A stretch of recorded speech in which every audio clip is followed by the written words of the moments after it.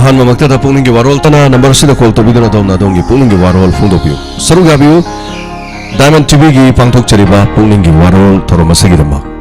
noina na season azari ba number asigi mathak ta dom na video call da thoro masi saru ga biu agani video call season agada ba koi ki number 7005 707-808 hari ba number sida soidana saru ga biu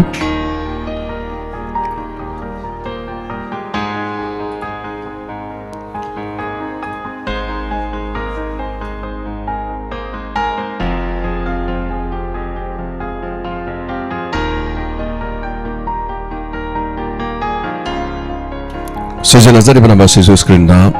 thamjare miyam na hena season of the nungai na gi da ma kai khoi gi number 9077282001 number sida call to view amadi thomas le saruga view to na miyam gi asigi thomas gi da han ba call ngai jari bdf premanan min halambra natragana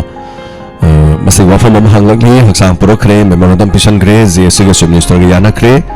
the Premanandagi Masada put it Lilamdre, Koloso Tonglamde,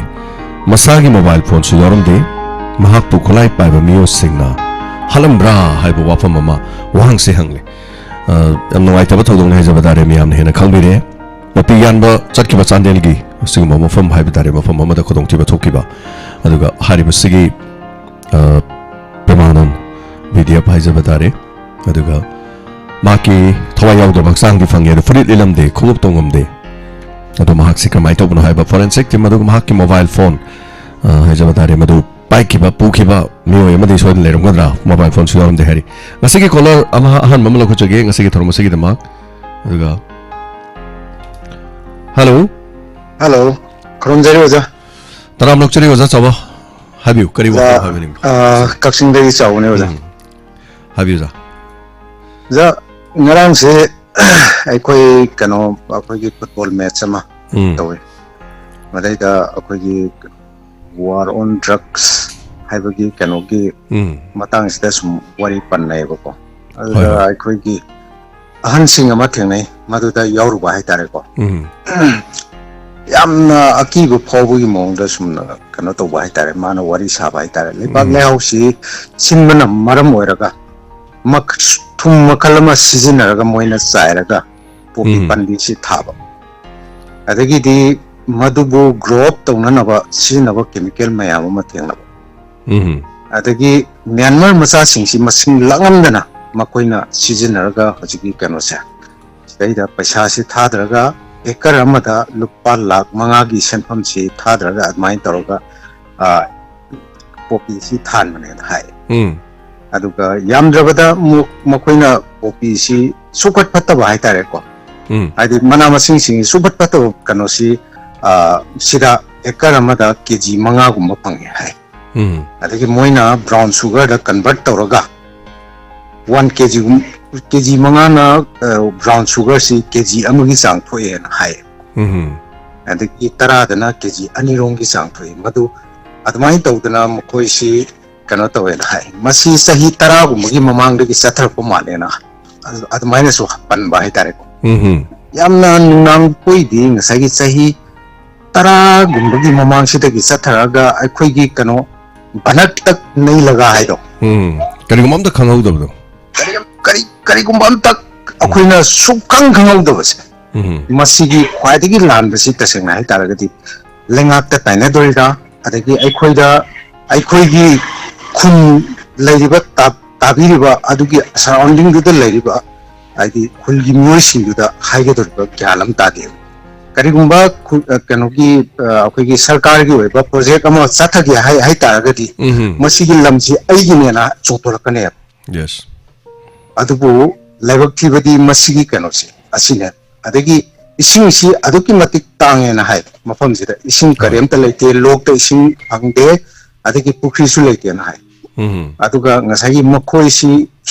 makoina hingbagi kano sa adi lifestyle sa asing ngasagi sunglu lujatana mapimaron ga si sudokana akoi gi sing thakpagi sing khra adagi paisa si khaktane moina kano tawrisi asina tapadi ngasagi akhoi gi lengak sigi asoi ko sukhara lairabra haibisine sahi taragi mamangdagi chathakpa adagi hojik ngasagi Brahmis mayamama makoina sizinaba adu makoi haisi tasengna hai taragadi oja akoigi Manipur masa orambe yai mahak adagi mapandagi sangaga ai cultivate to holambe yai masine thidokpa maru oris masigi thidokna basida ngasagi akoigi pambai sine karam maina tawraga masigi matangda panjani di oja akoina Hindi film sanari ganda akoigi gumra haidana movie ama yengi adaida heroine sina akoigi heroine sina magi kanosi program si Malaysia da tawbani maduda side hero sina drugs puhan mani mas hoi ado puhan ma matamda masi aidi malai rokthibadagi phare jail manungda maga phaminaba masin mokwa amati nongaina kapaga hale Amakoi bu hasi haibagi wafam binate sigumba aidi sarkar gi karigumba thawong khara hongdokpa chumbra natragana lokotpa chumbra sine hajani adu sumaina kana toga akoi gi marol si ahum naina khunba popi panbi cha adagi amana mapan sarakpagi stage adagi maraktana likhalaga kano sabagi kang sabagi stage Kangdagi khajikang haigalaga kano tawbugi stage only hai mana hai Thank you Oja information yan pibire mayam dasu duga popi se sikhakthi wa tana tare popi taramagi kolumdogi lusing basingda anau bodo hojik se samon thakre Ganesh na phongdor pugi matungina masi inau noba akoigi reserve forest kabru ching khulsing da khundare khun kolumdogi lusing basingda samon thakre hana Kangpopi Forest Division Range ki Forest Officer Reserve ki haibtare masidi ya chathar kusi am nungai ba jana su tapire mayam da aduga hari basing se khoina udaba khangdaba mayam leiri tasena har gede khojumi na tabde ni khangi mafam du chala khangjaru bu nati ojana du information khara pibi sam nungai aduga chum wafam ni drug singarang su lupa yam kharbagi drug fai hai jabatai uda choba thaga chari hana na mayam du information pibi ba hana thormasi saruga bi bagi dama thank you da mathangi kolar madam khodong chaba pijage ngasigi ahan bada oza chawbana thambirangni wafam popi gi matangi haijaba tare amaromda pramanangi misi judicial inquiry torugani haibu wafam thajaba pirokpa aduga judicial inquiry seja samana to handuna tejilagani manipur lenga ka yanakhre aduga BDF ki pramanangi misi asi matana sem ke JSC gi mihot kambuga nungtil na chimni sono to birenga banglo do unadon wari sanakhi adu makha thabse kari lai habdi gi mina batari furit Lelam daba, kongup tongam daba, duga masahi mobile su yarum daba ise. Magi last location mobile ki location am so lerang bani mobile jo season hari bichin housing su kare hetare. Thibu tara gadi mana topa sim season su mobile duga le from the soidran khang ne khale. Hoi maybe lambi da taram badi khunba kana hom ajan sini yamna luri wapam jo phone khunbe yade phone paibe yade. Manipur da machine kak thoki. Machine duda lambi matai da mi machine leram bai tare. Da mapa macha na mi asi badu thengnare. Tengnaga mi asi bale ren chen me mahuta migi program da ma mobile yaw jalan die more mobile che kedore paire ma pamjana mamai thongna kedore police na thigala ganda de mona simdu thode kraso ma pamja do faare mi hatu go mari leina re faamni irang thoki mi boksi gi haitare ana sumai to buso dum thoki be yawe aduna mayam jam chaksam gi da mobile go khonja ponte migi mobile khon sachat pi thoki ba mobile gi IMEI number sina ne adum lobu ya aduga akhoi gi mobile ma ta hobodi mayam lokthok chaki go nawa adu phangi ba mobile do android da leram me ba android khang mana te mangoda mi ni golam mane adu khoi din nam do cyber de tor ko khat khiba ko khala kana ke dore phone khon badu su basa tinge dani fa badu su dong ne do small yam re ke di phone je khon ba khot pa je pai da ba mari leina da sing da hai tar tension je hello menga ma de le phone bi se oh Nelson hai ngang de ki dong oh Nelson ta pu se kare wa phone happening ba kare thamening ga sei to tuning waro amo ko ki Saturday ga Sunday ga de ko min ki dum chuti tha do kre ba ko adu de tha ba ko ki e test ko gum ma ji ko ki da ta de yeng lo ko masai de mu e test ko dum lai da na dum ki ko min ga adu do chuti tha do song yo han ni do hoi hoi di Saturday mu lo sang ga ni ko Sunday mo la adu Monday da report poro hai ma tam da di private dum chaka ba yaw ba tom san taw ni adu do song atai da tha pi ra ju adu ki थाहननिंगदब सुम अदुगी अदु मोइजु मतम याम तेलेबा पुंग तरादगिना अमा बोरा कइनो मोय अदुजु खितंग सांगदा हनिंगो मतम जी याम तेलेबा अदुई मतम दो doctor येंबगी मुक check up की Q लेपने doctor येंबगी मुक लेपने द ई टेस्ट हो है अदु मतम दो लेहोगदेबा विंडो क्लोज एक हार लेरमने बताओ सिगे तंग सांगदा हनिंगो अदुगी सैटरडे रा संडे तंग इलेनिंग बाई वखन दे बताओ सिगे तंग हजगे थोड़ा चले नेल्सन ना तरह प्राइवेट हॉस्पिटल तो दम नम दना चलक पगी फीमा मंदल ले बदो हाई तारे निको थैंक यू वो मैं थियंगे लोय बदो आई जो फोन दे येंगे बा होय होय पुंग दो आई जो तुम मचुम मापन मकाई तरा साइड लोय माले बा परang अदु अहिंग जो ताया जो मुछाना ले मेरा साउ कितंग रेस्ट हो नि को ना हुई वखन दरी को तमुगी थोगांग या वाली को जिको बैटरी रो जो तक को यिनी को तो मोरे की बैटरी फुल पर मगर दो तंग तागे बदो तम होय होय होय आई रेस्ट कितंग तो वो सुम केनो तो हनी को तम नुंगाई ना पथाबा फंगिद्रे अदम हाई तारे पुंग अमा मखाई तारे थोरम लोयबदा पुंग अमा मखाई अदे लोर फदेदि के दौरे अमुक म्यांगे मुक तयाई अमुक सानारे तयाई दो सुवारी परिंग नाइना ताबने दो अहिंग दो दमी ओइ लिसिंग अमा हेना लाइव तो दम थोगले अदा आइना आई खतरा ना खाले दो मी लिसिंग अमा दम गाय लेरमी सिसु अंगपनी तुंबो ओरसु मबो ओरसु को याम नुंगाइजे अदुगा अखोई थबक मयाम तौरकांदा अखोई एक्सपीरियंस हाई तारे मयाम फंगी चुम्मी होय थबक तो तौरुरबसु तुमदबा यादे तोमी हो खरा थेना दम होगले तुमदबा नते हाई तारे तोमी अदुबो थागचै नाउना हाइबिरि याम चुम्मी अदुगा पुंसी से अखोई लोन लोय देनी नोमदि बैटरी डाउन से लोय चत्तोइनी अदो खराना खांगतप तो सटना बैटरी डाउन चटखिसु यावदुरुने तमन पोंदे अदु नाउ हाइबिरि याम चुम्मी फजबा फन नेल्सन अदुगा मथंगी जुनगी तांग कोन मरी हाइबिल दारे अखोइना पांगथोक सगदरबा थोरम सिददि अखोइसु एक्सपीरियंस खरा लेरे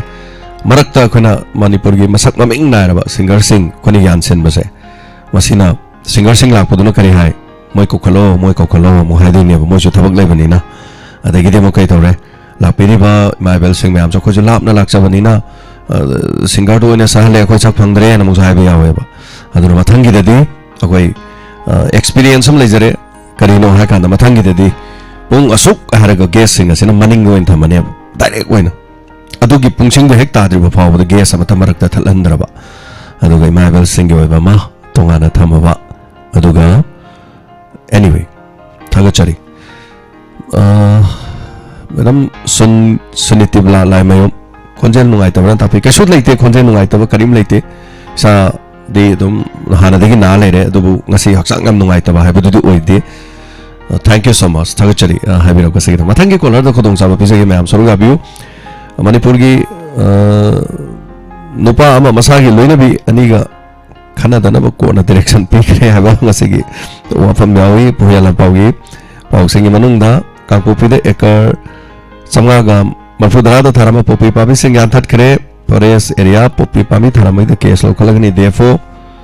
अदुगा बॉम्ब पोखाना मदगी बॉलीवुड की एक्टर अमा सरुग यादुना पांगथोकनी थोराम लंबा फैशन पेरेट थुपचिन खरे हाबा पाउ यावरी ननाना मैतै एसटी की दमाकता सुगनो कैथेल दमियामना खोंजंग संगसिन खरे हाबा वाफम अदुगा लेसेमा सना जाबना रेलवे प्रोजेक्ट अमसुंग फेक आधार कार्ड सिंगी मतंग वांग हंखरे हेलो हेलो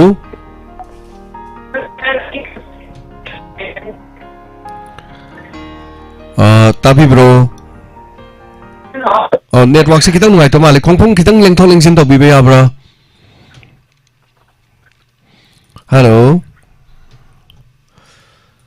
नेटवर्क से कितंग नुंगाई तो माले सोंग नेटवर्क से अदुगा खोंगफोंग खजितंग लेंथो लेंसिन यारगदे हम नुंगाई नि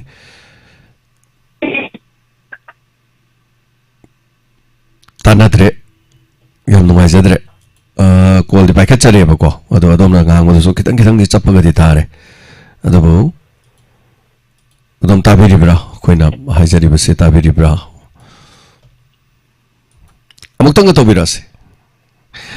वरबे दे अमुक्तंग तानाद्रबनि नको सिंखाई मयांग लबना तापिरकदा थबक हाइदोकपगी मतंगदा अहान अकोन नाइदबसे सर यामना नुंगाइते ना तापिरे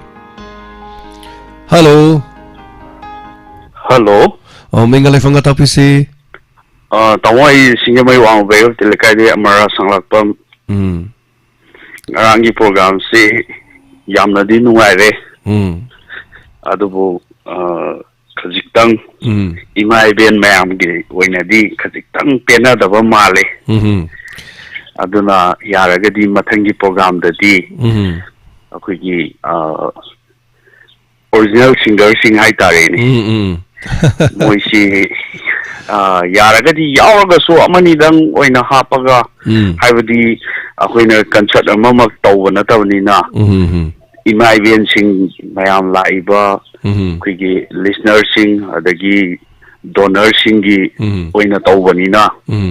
mayam dugi nungaiba kumai du oina yengmana hena nungai gadra na nanaw yo wakhalonda khanjabani. Thank you ai ngasi mayam da so adum haijakrabani adu khara guest su yaw da ba yade khara zum tawraje do mathang da di adai mai ben sing mamang da khara sing khalaga dum tawra lore da ko adum adagi ngarang simag aina ngarang si akogi udaba kitang su yawe asin balai badagi laktabu biranggadra na khalle adagi ichagagan pyari so mamangdadi exam to bani magi exam to bani na yaw do bani haidare adagi ngarang si ichagagan pyari yaw da bagira kaino khigi iche so jagoi ga si mamangdadi am sabani adu ngarang di iche oina jagoi sajaraga khoi nakhndagi noksari bani adu iche ngarang di jagoi nongoi ji am sabira khidre akhodi ichi hoi gumba mayam ahal oirabo mayamna jagoi ga sadana adagi isai ga saktana haibo haitabo tawraga sakpado akhoi yamna nungaina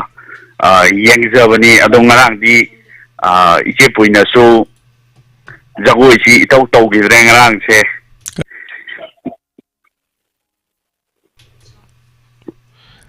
habisi makata biyo iche puina su ngarang di jagoi si masi khajikang mut si kara hanbra khangde kaso tawde amar gi wafam se loi negative ngak to loi haire adu nungai tre phena no negative ki kaso leite amar adum iche jagoi sagi am bajana jagoi sagi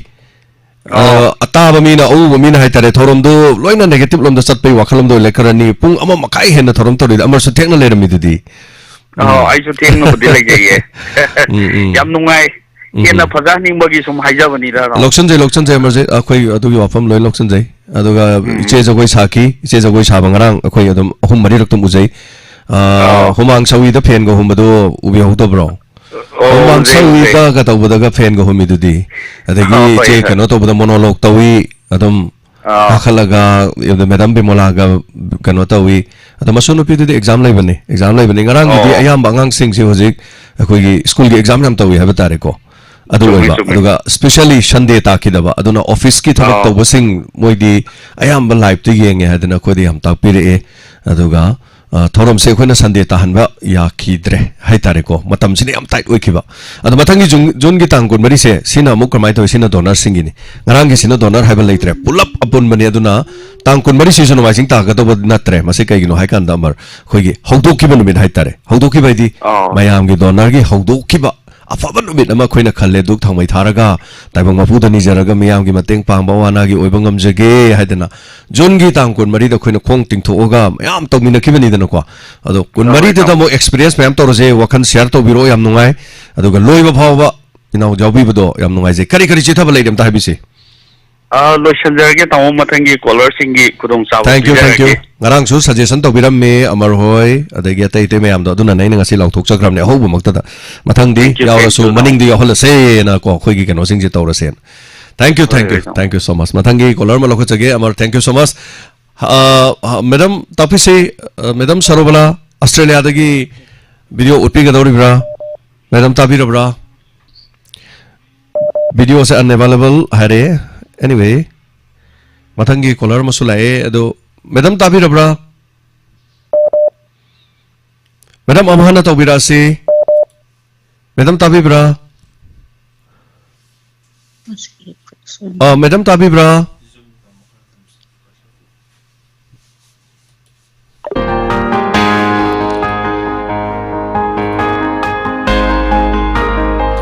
okay Matangi caller ma lokachage aduga Madam Sarobala call torum bene Australia dagi. Hello. Hello, good afternoon, sir. Good afternoon.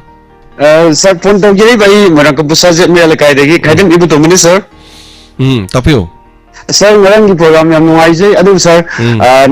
Koi gi sumai na kerang tang nungai to ki masak ta hen na nungai jaga da ba mai tar ko sir koi gi caller singi thamoi da phogji bo phone ko jitang ni mo chin jara ga hai tare. Mayam dugi program yam nungai adu hen na nungai jaga da budi ai na mo jitang nungai hogja da budi koi gi arap da gi lakpa koi gi ima idel sing kai program si saruk yarugani haidana ko laga program saruk yadana hankiba khara thinajabado madu yamna nungai jadi aduna mathung tarpa haidi koi gi donors meet kumba adagi khumba koi listener meet kumba makha tarka tawbadadi koi gi listener oiriba kolai oiriba singchigi oibana ayamba oiraga thomje ko moi gi oiba thomjing je pangthon targadi tajariba adagi phone tobi mayam sigi program du hena saruk yahanbo gadi mayam du hena nungai ni habi wapum duni sir thamjani ni sir Thagachari koi dum loksan jare adubu thorom singda khara hai tare mayam gi mathel khari yan ba si su dum mit nungai bagi walai mayam na live ta le si kare hai tare koi gi ano no ba mayam si khakta na tan marak ta su he gyan ba se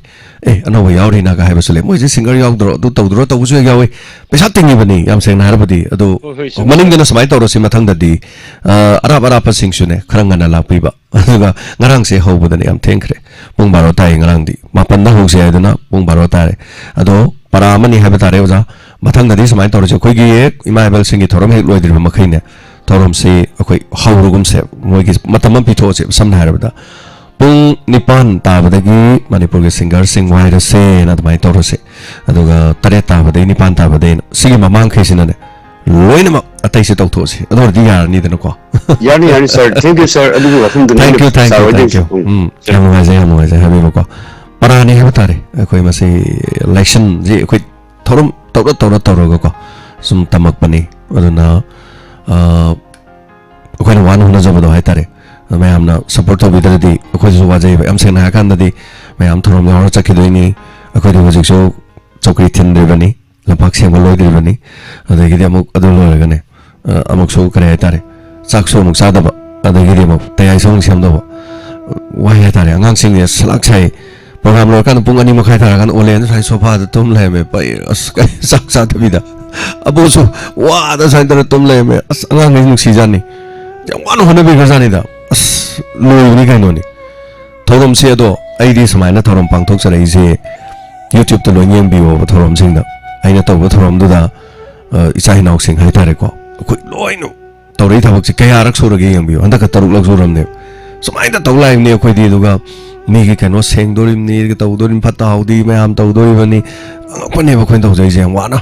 ado se nok sing kare tare Ozaning dem jongarang sokri ho no ozaning dem jadu chatke de thing no hodre ozaning dem command ding arang wonderful engak pane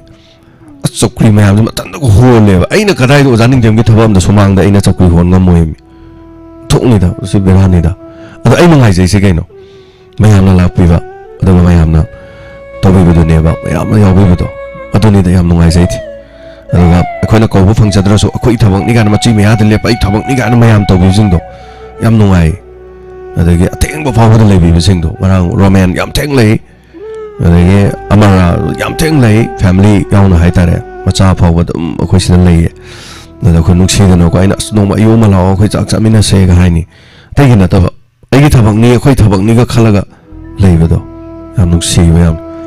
ado wa ni ta akhoi na tawi se nuksi ba thi ba ne ba phaja ba thi ba na te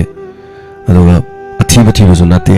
mi nok na zen to bu na te mi ga sing na zen to bu na chate karim to le jade pangan thona me ham nen khang de ne hoksi sila to bu thabang ni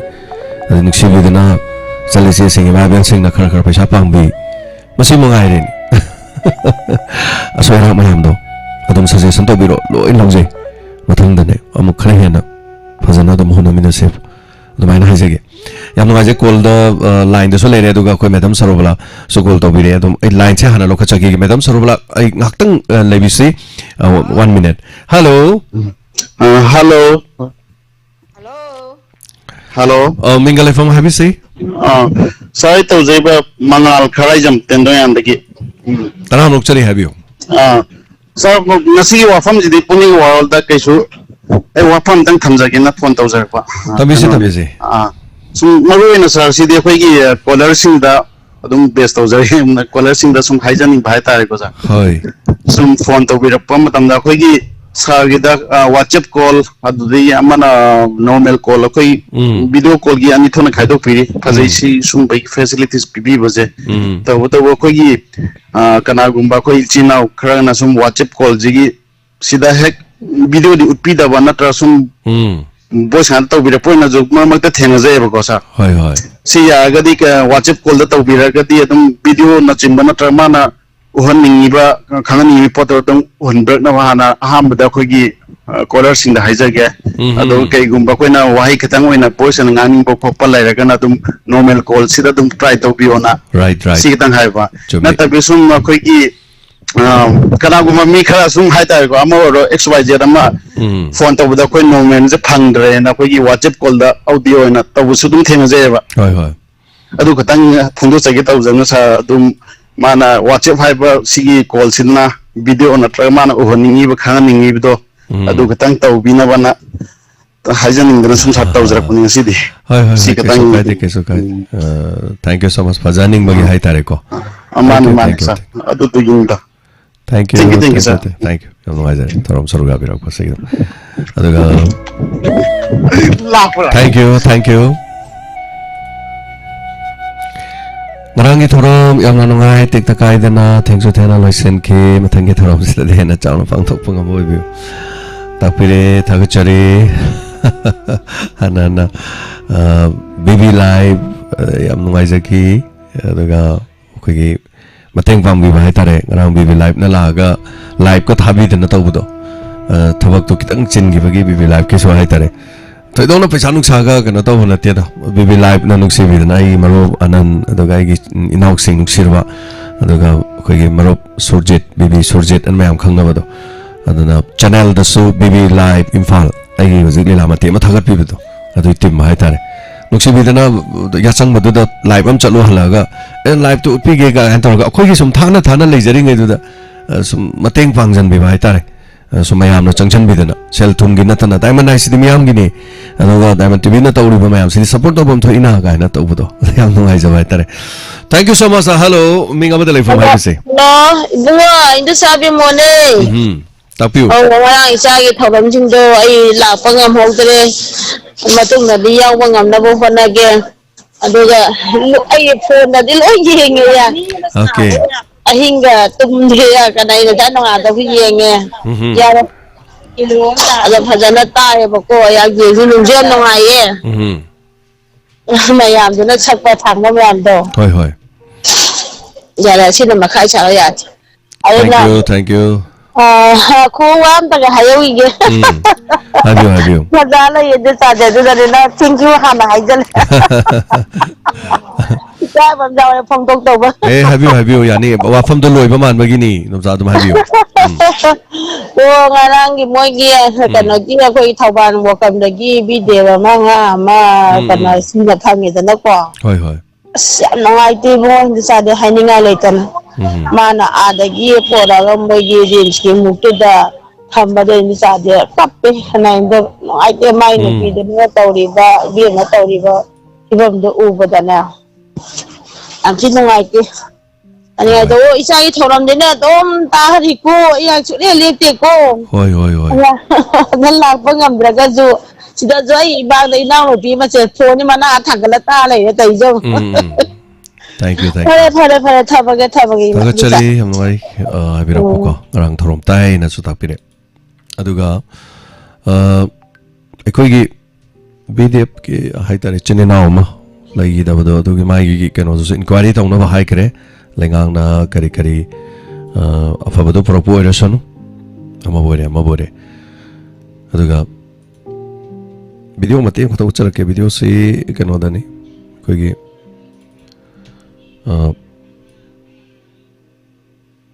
Mayam sound je kitang home la so tak pirak se sound je kitang samjar ke ubir ba sense Mizoram gi sinne na tak pirak paninga sai koi Mizoram da laiba koi gi Diamond TV gi koi listener viewer hai batare Mana ILP gini farisi ILP gi police na fari ne ILP yauda bagi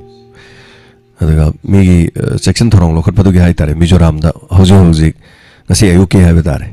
kari gi dama Mizoram da ILP gi se sang yauda bagi phara paring chalhalis pukhali ne moi mayum maram da halan gi doine hai tar kari gi no ILP yaudre di leibi ade hai badu madune aduna mayam screen da ubirisni ILP yaudabagi policing na fagalaga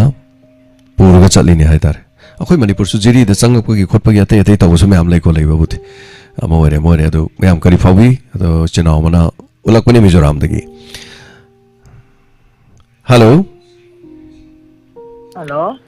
mingalai fang habi sei Ibungo ay maino leragtagi ima sakine tapio ay ngarang ithoramdo YouTube ta yengjay yam nungaye khara chappaju hoi adugo BB live ta di chappa khara phaye hoi yam nungai ay ima ju yaujage tawbane ay je amagi party da laijabasida saruk yaba ngamdre thamoi da di saruk yayan khanjariye Thank you BB live ta chaptana BB live ti yengbi tak pirak pem nungai ji BB live ki di chapte ba aduga noigi thoram pangtok pa ju ngarang ji ai pung 8 dai haune de 8 dai yeng mu 8 dai lak ta ba baru ma tu dai lak wan yam nungai gidre ngarang di khudong cha da bai batare tabak to buse koi samna da se samina khan ba su nongma waleng de khan ba ju pharak ta ba ligla na choladi migi ma pom sai wai doini na adai di nongalaga igi sagaina tai khurai ton adagi di Hindi Laisram yam ngana lak pase aduga Hindi Laisram do ko na hora kan de hogi dre chen gramala tabak chilak padai adu yam ngantana kano khan maga yaubi ba adu mi leita ba ita yam seng na kan adagi ai staff sing jos de yum dang na leba na te do olen khaktani olen ning ata lai adai nauk sing moi ahum mari ji jo mu ata laksale yoksale mai thok pa thang tok pa adi live ki kari po chei thang do pagi khot pagi as yam bera oi adu yam seng no ko Thoromam to doini na hairaba holam leiraba ko hol je phajana kesalaga mi ni ke halaba horasira ga harga snana ga la ga gari de kumdara ga thoroma word de kyam dungai ni ko adu tension je dum lai je adagi solo election de pung baro pablo election de mayamna as isa de keram dre na imai be lak pajing na as sar ka im ke dre kai no adu tawre as adu tawre ba mayamna anyway yam nungai gre pono ma aigi oina di haija batai mai paksa ba so engam yaud ba the mind tauki hai tare fajana pangkok tigre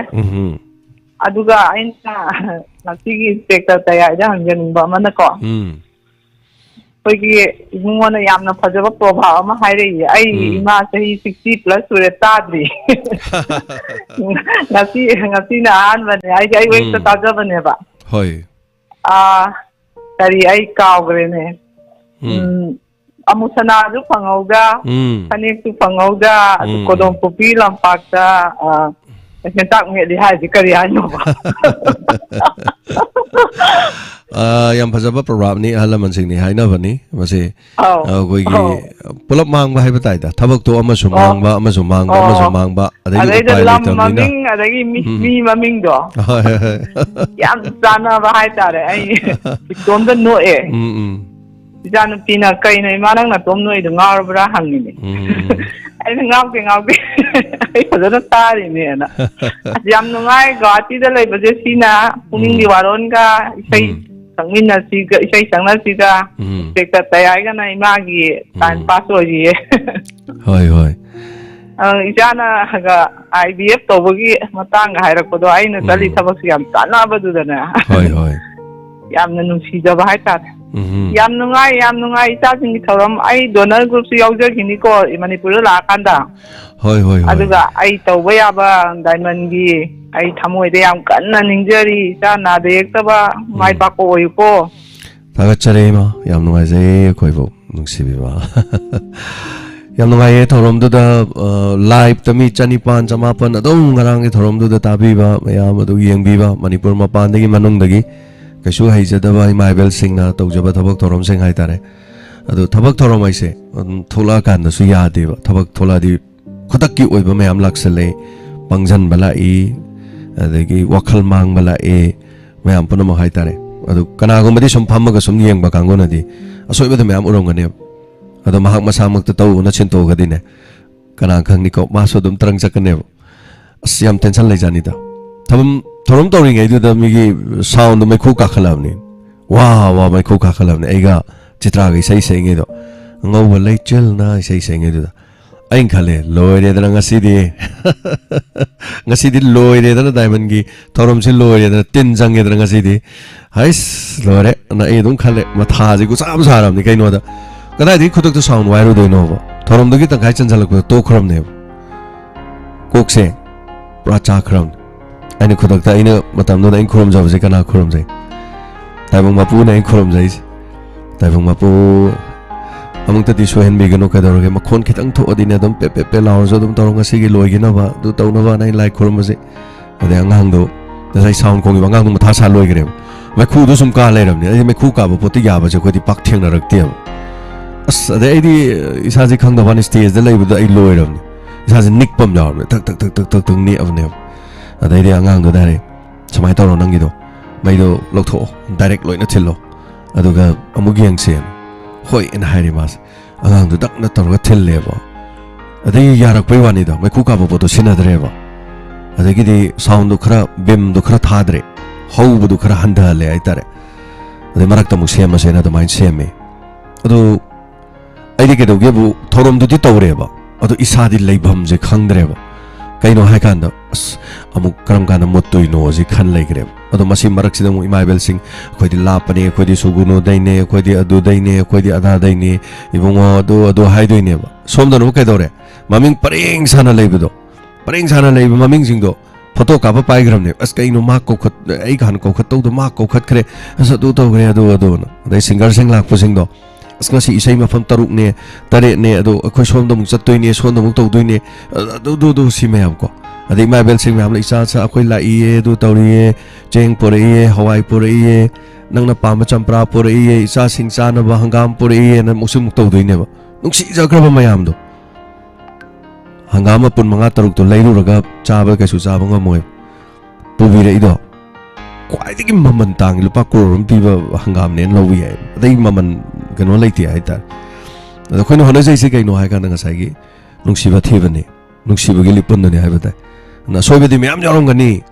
ꯑꯗꯣ ꯌꯥꯎꯔꯤꯕꯁꯤꯡ ꯑꯗꯣ ꯈꯔ ꯀꯨꯞꯁꯟꯃꯤꯟꯅꯔꯒ ꯍꯦꯟꯅ ꯐꯅꯕ ꯑꯗꯨꯝ ꯍꯣꯠꯅꯃꯤꯟꯅꯁꯦꯕ hello hello ꯃꯤꯡꯒ ꯂꯩꯐꯝꯒ ꯍꯥꯏꯕꯤꯁꯦ Thoubal ꯄꯥꯈꯪꯕꯣꯡꯗꯒꯤ ꯏꯆꯦ ꯑꯅꯟꯗꯤꯅꯦ ꯇꯔꯥꯝ ꯅꯣꯛꯆꯔꯤ ꯍꯥꯏꯕꯤꯌꯨ ꯉꯔꯥꯡ ꯄ꯭ꯔꯣꯒ꯭ꯔꯥꯝꯁꯦ ꯌꯥꯝ ꯊꯦꯡꯅ ꯂꯣꯏꯀꯣ ꯏꯕꯨꯡꯉꯣ ꯊꯦꯡꯉꯦ ꯑꯗꯨꯝ ꯋꯥꯔꯝꯒꯗꯧꯁꯨ ꯏꯄꯥꯅ ꯃꯗꯨ ꯂꯣꯏꯔ ꯁ꯭ꯋꯦꯇ ꯇꯌꯥꯏꯃꯨꯛ ꯁꯥꯟꯅꯅꯕ ꯑꯃꯨꯛ ꯍꯣꯠꯅꯕ ꯉꯔꯥꯡꯗꯤ ꯍꯦꯛꯇ ꯑꯕꯣꯒ ꯁꯟꯇꯣꯁꯅ ꯅꯩꯈ꯭ꯔꯦꯅꯦ ꯌꯥꯝ ꯅꯨꯡꯉꯥꯏꯌꯦ ꯊꯧꯔꯝ ꯑꯃ ꯇꯧꯕꯗꯅꯦ ꯑꯁ ꯑꯩꯅ ꯑꯃꯨꯛ ꯃꯥꯏꯀ꯭ꯔꯣꯐꯣꯟ ꯄꯥꯏꯗꯅ ꯑꯗꯨꯝ ꯂꯩꯕꯗꯣ ꯑꯩ ꯑꯗꯨꯝ ꯇꯧꯕꯗꯣ ꯑꯩ ꯋꯥꯏꯑꯦꯕ ꯑꯩꯉꯣꯟꯗꯁꯨ ꯑꯇꯩ ꯊꯕꯛ ꯊꯧꯔꯝ ꯆꯠꯈꯤꯕꯗꯗꯤ ꯑꯦꯡꯀꯔ ꯑꯣꯏꯅ ꯆꯠꯈꯤꯕꯗꯗꯤ ꯈꯔ ꯐꯩꯌꯦꯕ ꯑꯗꯣ ꯑꯉꯥꯡꯁꯤꯡꯗꯣ ꯂꯩꯕꯅꯤꯅ ꯃꯣꯏꯅ ꯍꯦꯛꯇ ꯐꯩꯒꯥꯛ ꯐꯩꯅ ꯍꯦꯛꯇ ꯄꯨꯔ ꯂꯩꯈꯤꯕꯅꯤꯅ ꯀꯌꯥꯝ ꯅꯨꯡꯉꯥꯏꯖꯩꯀꯣ ꯌꯥꯝꯅ ꯑꯕꯣꯒꯤ ꯈꯣꯟꯊꯣꯛꯇꯨꯁꯨ ꯈꯣꯜꯂꯩ ꯈꯣꯟꯗꯥ ꯑꯕꯣꯒꯤꯁꯨ ꯌꯥꯝ ꯅꯨꯡꯁꯤꯕ ꯃꯈꯣꯟꯗꯣ ꯇꯥꯕꯗ ꯅꯨꯡꯉꯥꯏꯕ ꯑꯃ ꯌꯥꯎꯋꯤꯗ ꯍꯣꯏ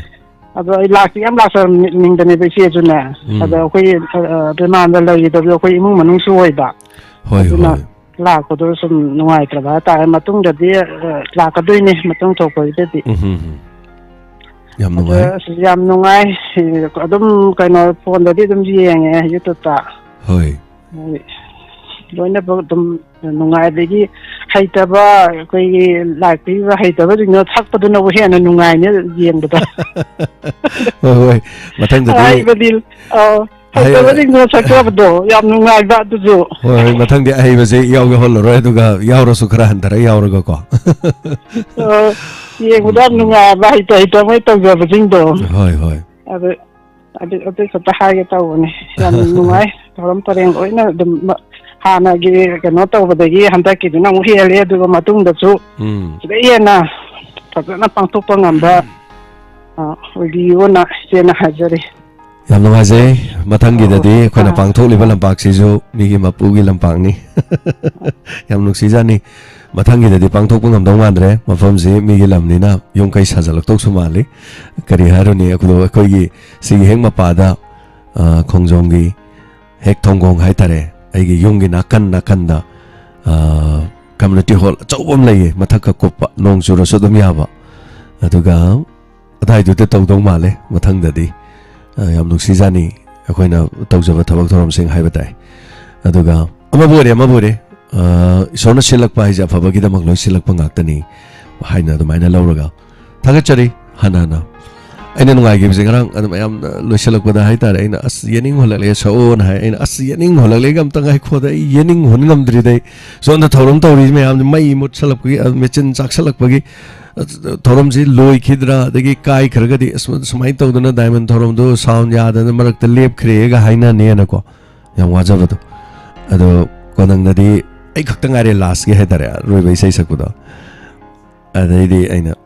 Kangni, Sidade, Yening Holadu again, Irolo with the Sayan. So thank you so much, Tagachari, Punamak, support to Wiki Sanale Bakimiam, Punamak, live television of Sing, Aduga, support to Wiki Lamna, Legos, Lahodo Sing,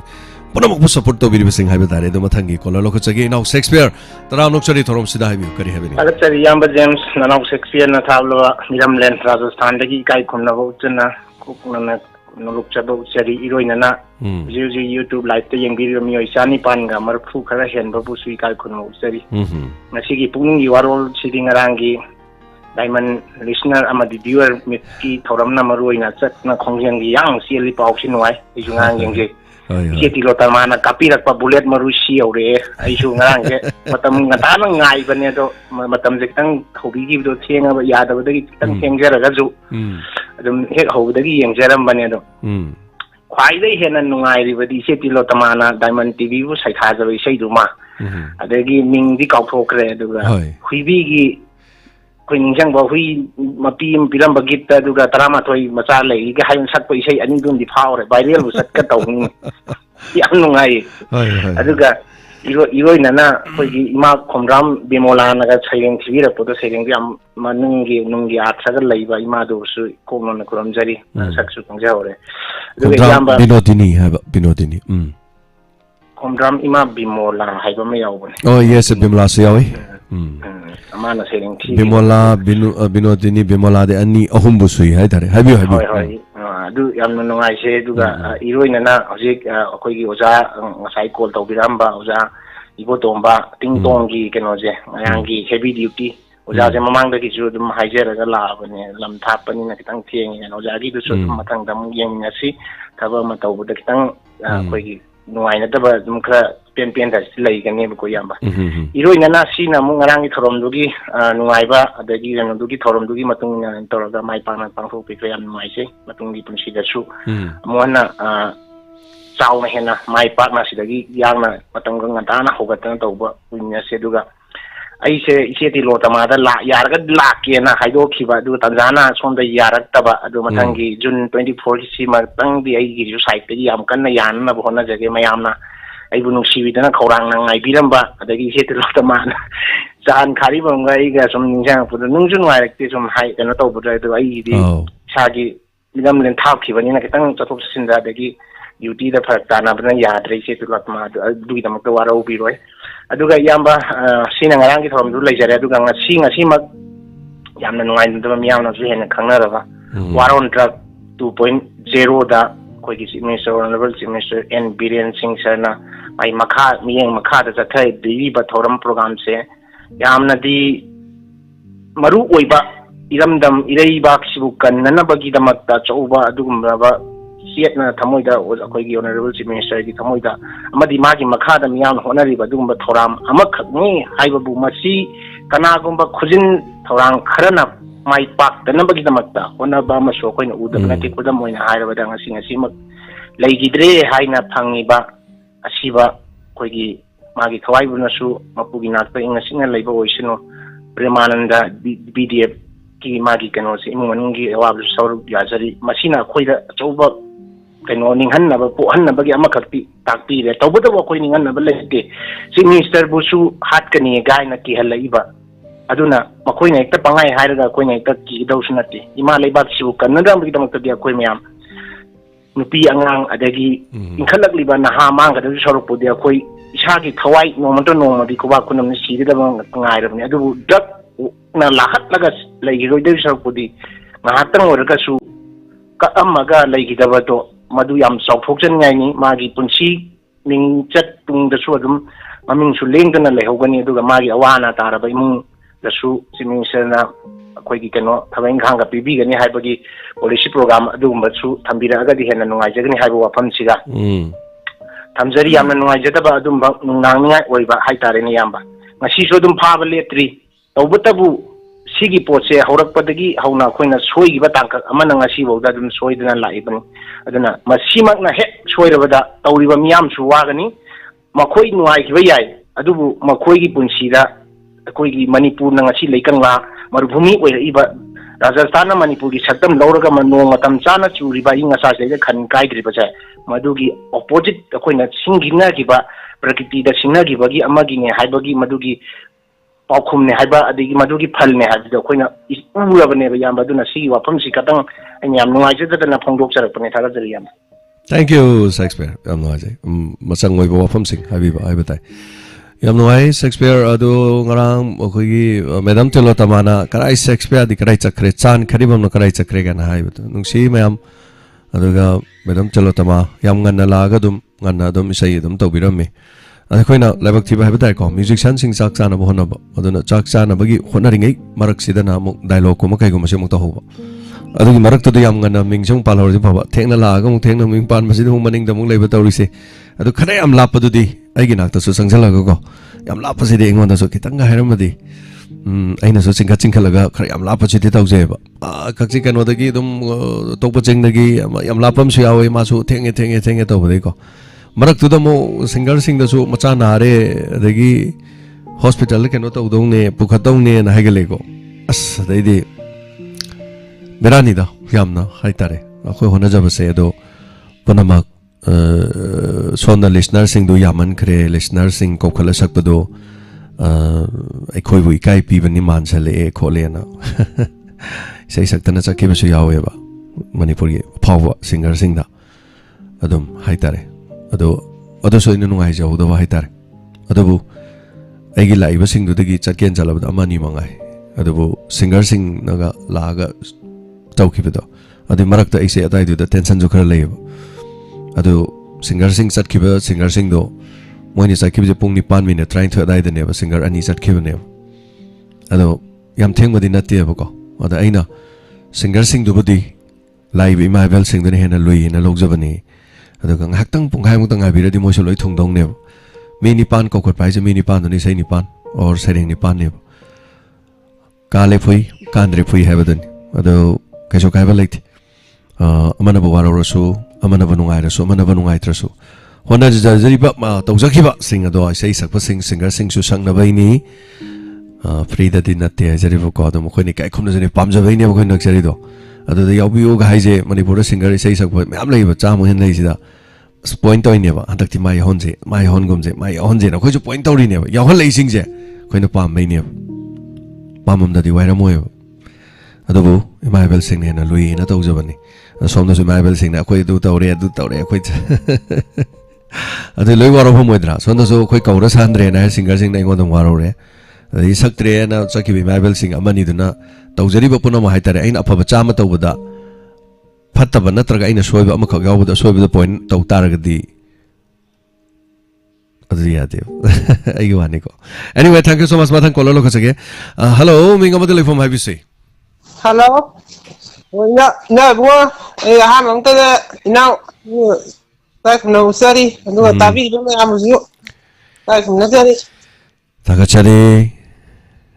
ngarangi thoram yamna nuai jagara isana hek handagi yang wana lingjaba sereng ado kangi ina hoi sa hoi khoi kenogi staff singno bang khangbi draba khangbi am to thaga pitraga tha na laiba ai isa sikhyana thaga pirepa ima ngola bu ju sa khangja ore ima gi sereng yam phajana laitaga irakpa yang nungsijai ado ai khoina thaga logdre na khoi budi yengna birabro yena de khata khangbi draba khangbi na khatang khangbi draba de sung ngai jada ba kana na khangi drage ba khangi de ai ji hadi kanona bo isara bo sisana bo harakoda kanodi binodini khomdram oirangani hena haibto nate binodini khomdram su agogi sereng phajana thikiba magi su monologue tawkhiba aina adu oiraboi ningba haiba adune ada kaya da lu korabano yango adu kya ngwarau chaw korabano adu mi yauri ba mi ngarang chamuk tawri do koi kana mok thaga chabu leitri puna mak loi thaga chari ni adu thagali thaga ten hai taraga di lu rodro adu zo ya kaso kai ba leite adu te ma khata bi se habi o kari habi ningba yam nungai kare sak khangna da jing loina khangna haure adu me da khoi inau tilota maga as ai kana khondran mola ni har mo da konjandra photo ka da mi taw photo ka min da na khoi gi nungai kare loina khangna haure singam tama inau adagi khondra kano binodini khondram loina sak khangna dare yam nungai kare thank you thagachari kanogi kogi kari dona de sina kari thada tari no John tangkon mari hoi adu da jo nuai na pangthong minaji thank you sorogya biu soidena mak mudaga yam nuai jai tumina laaga tumina phamaga tumina sakhiba mayam su yawe hai tare mayam yawe nungsi ba ngakpo ina banang hauda mayam yawe hai badai adubu honazari se mayam gini adu mayam na pen da bakan waro bakan da dum chaibiyo dum ngang bi hai tare ni kari hai do no wajage naran khomi nungai ge kari kawi ba sani koromi ai koi gi dine mayam na nungai ra lore mayam na bu pen bi da di kari ta kai belete madu gi damok tani honazari ba mayam se so mathangi caller mom lokha chari hello menga madi laifam habi se hello jajem sai kong pan tanam ka sang kem to metai ne Zatumai amnuai jai ai ni mo lu pi bulaga ai sai saktoi ne la mayam ki te ben jaw doi ne na ado ga di sai sakna halle ni mo lu pi chau la ga na kari gino ba ado oza pana koi na di lebiram mani ado oza su thabak leibra kaino ngan na di lakpiraga naktang leibira di adum nangadam ni oza su tangkhai chandri chakre ado bathak program yam nei da dagi mau do nga nga da su lak tangai ni na yam theng so hele hening dra bai na chome ado mathangi jun gi kun mari da di hekta ya holase ada di mo lu pi la ga da ikan pi su thawan dam le ba chak tum chai sing ni moi dam cha ba do theng mo da dagi muai cha na ma si tikam pate ma tung da sa ma lai ri na no ina tala je na da sanga tangai ko istem gang u thola ni sei sai ko na ko hoi moi na ai mayam dum da la kan nam kai toi ne na o pare ngarang gi program yam nungai ai ngak ta ning ba ado pare aso yang am yaw dana mayam gi ngarang gi lai ba da de gi kan no ki desam mayam do mai bien mayam su hoi ning makat pona na khang da su sakti loi na ai am lo ho re dana yam nungai je do handa ki damo la hau da sing su mathang su khare na la pi ba hai ba tare ni ko oi matak di ngan la ga dum le re yam nungai jai za sarang tem tom ba do ga specially yam nungai jai thaga chai aduga imata mo bigi chahi magi mai gi pesa su ngarang chalaga sarna kapiro ba madu gi damakta yam ikai khumna jai ima gi damak haija batare koi gi paisa kapi ba chahi magi hanana thaga chari jabu mayam na su za sarang tem tom babu thagar pio